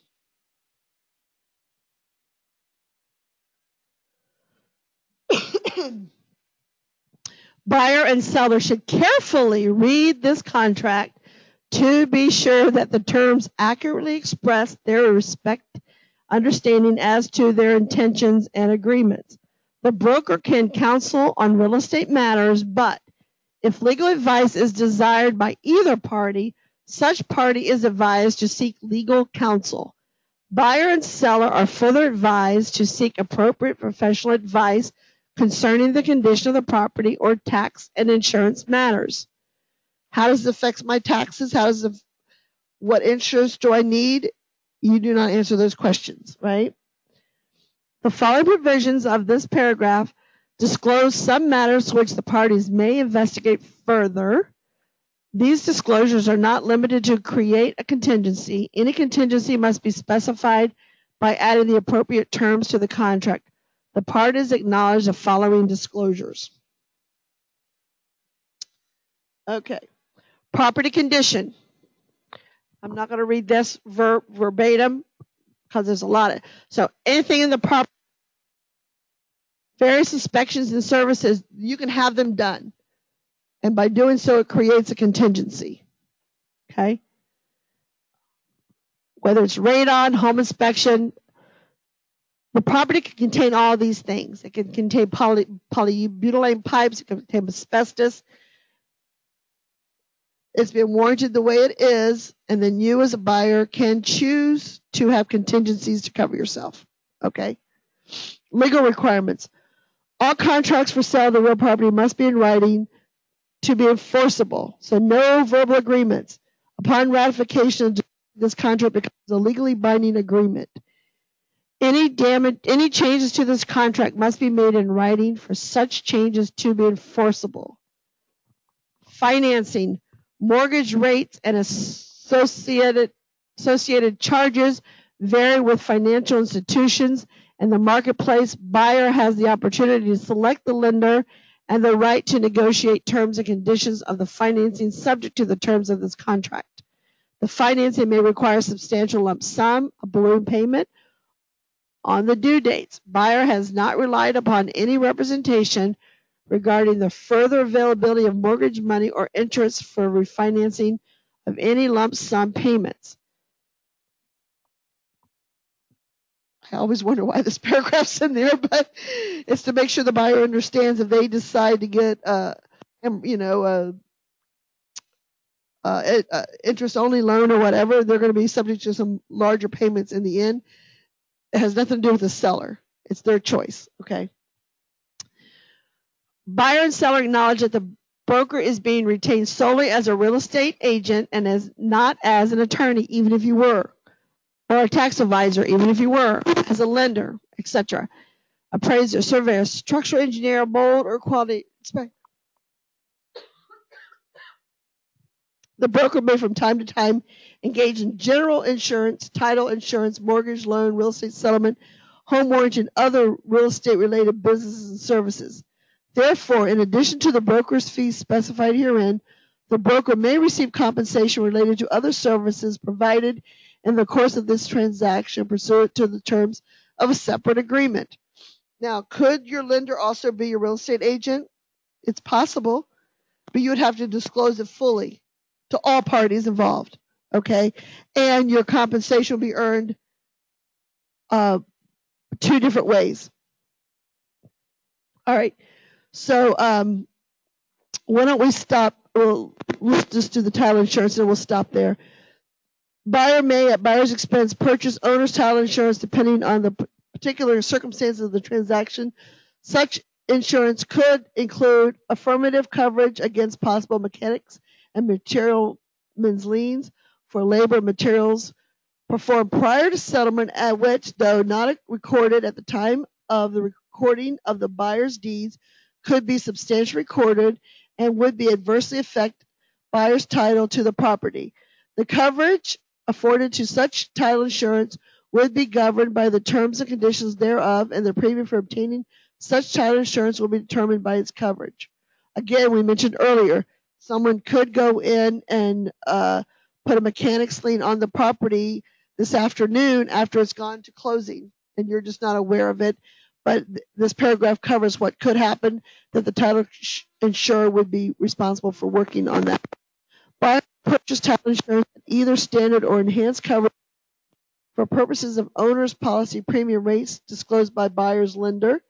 If any buyer or seller require the enhancement rates be quoted by buyer's lender, buyer understands that nothing herein obligates the buyer to obtain any owner's title insurance coverage at any time, including at settlement, and that the availability of enhanced coverage is subject to underwriting criteria of the title insurer. Now, the lender is going to get insurance on your property for themselves.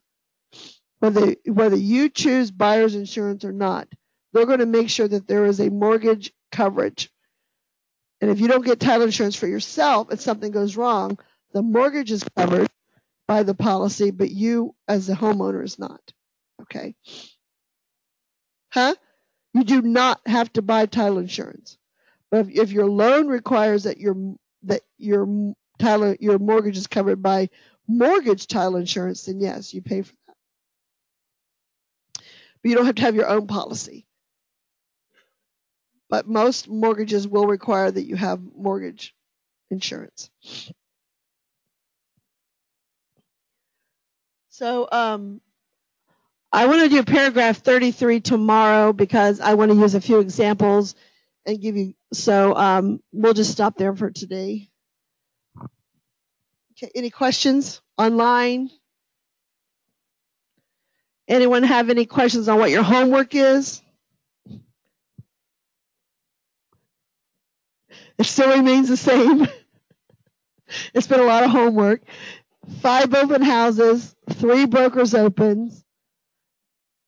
Take the Keystone profile sheet, which is 19 pages long. It's red, white, and blue. Measure your house or someone else's home. Fill it in accordingly. In class, have you been writing in on your notebook what the terms are for your listing agreement, your buyer's agreement, and your contract? Replicate that in .loop for practice for yourself. Okay? So that's what you can do, Susie. Your husband can drive and you can work in .loop. Hook it to your phone.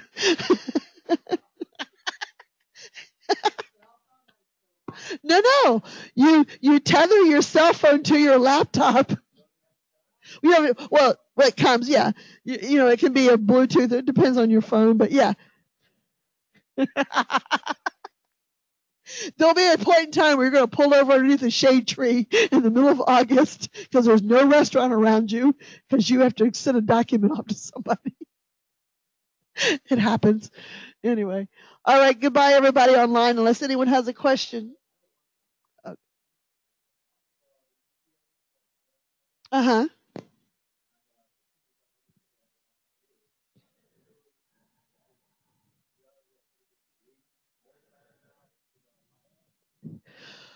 I don't read the paragraph. The question is, am I responsible to read all the paragraphs? when I do a buyer's consultation and a listing consultation, I share this contract with them. I go over bullet points to the paragraphs, but I ask them to read it because they're the ones signing it. So right, what their duties are, and make sure they understand if there's litigation, what happens. And then, right, ahead of time, yes. Right. Well, you can just give them a blank copy. The moment you meet with a buyer, the moment you meet with a seller, give them a copy of the contract so they can familiarize themselves with it. Encourage them to do it. No, because they're not going to sign the contract right now until one's offered. That's when it's offered, yes. And we'll talk about that tomorrow. We'll delve into this tomorrow.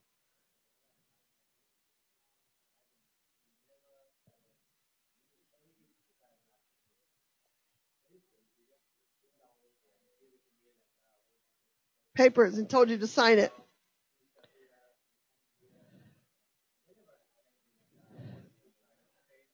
You should, and most agents don't.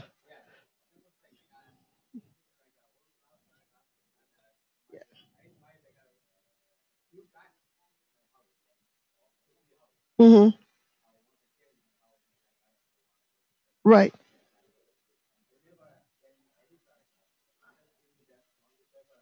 Well, don't be an agent like that, right? So Muhammad's saying he's bought many houses and no one's explained the contract to him, right? And that, unfortunately, that's what's out there in our market a lot. And my goal in teaching this class is that you're not that agent. My goal is that as you learn to become an agent and you're working with a buyer and you have them sign the buyer's agreement, that you're sitting across the table with them with the contract facing them, that you can simply go down and say, well, the first page is about your financing, about the property. And this page, pay special attention to what's talking about here in our settlement. And you just kind of bullet points. But then you're giving them a blank copy and say, it is in your best interest that you understand what you're going to sign. Okay? Yeah. Goodbye, everyone.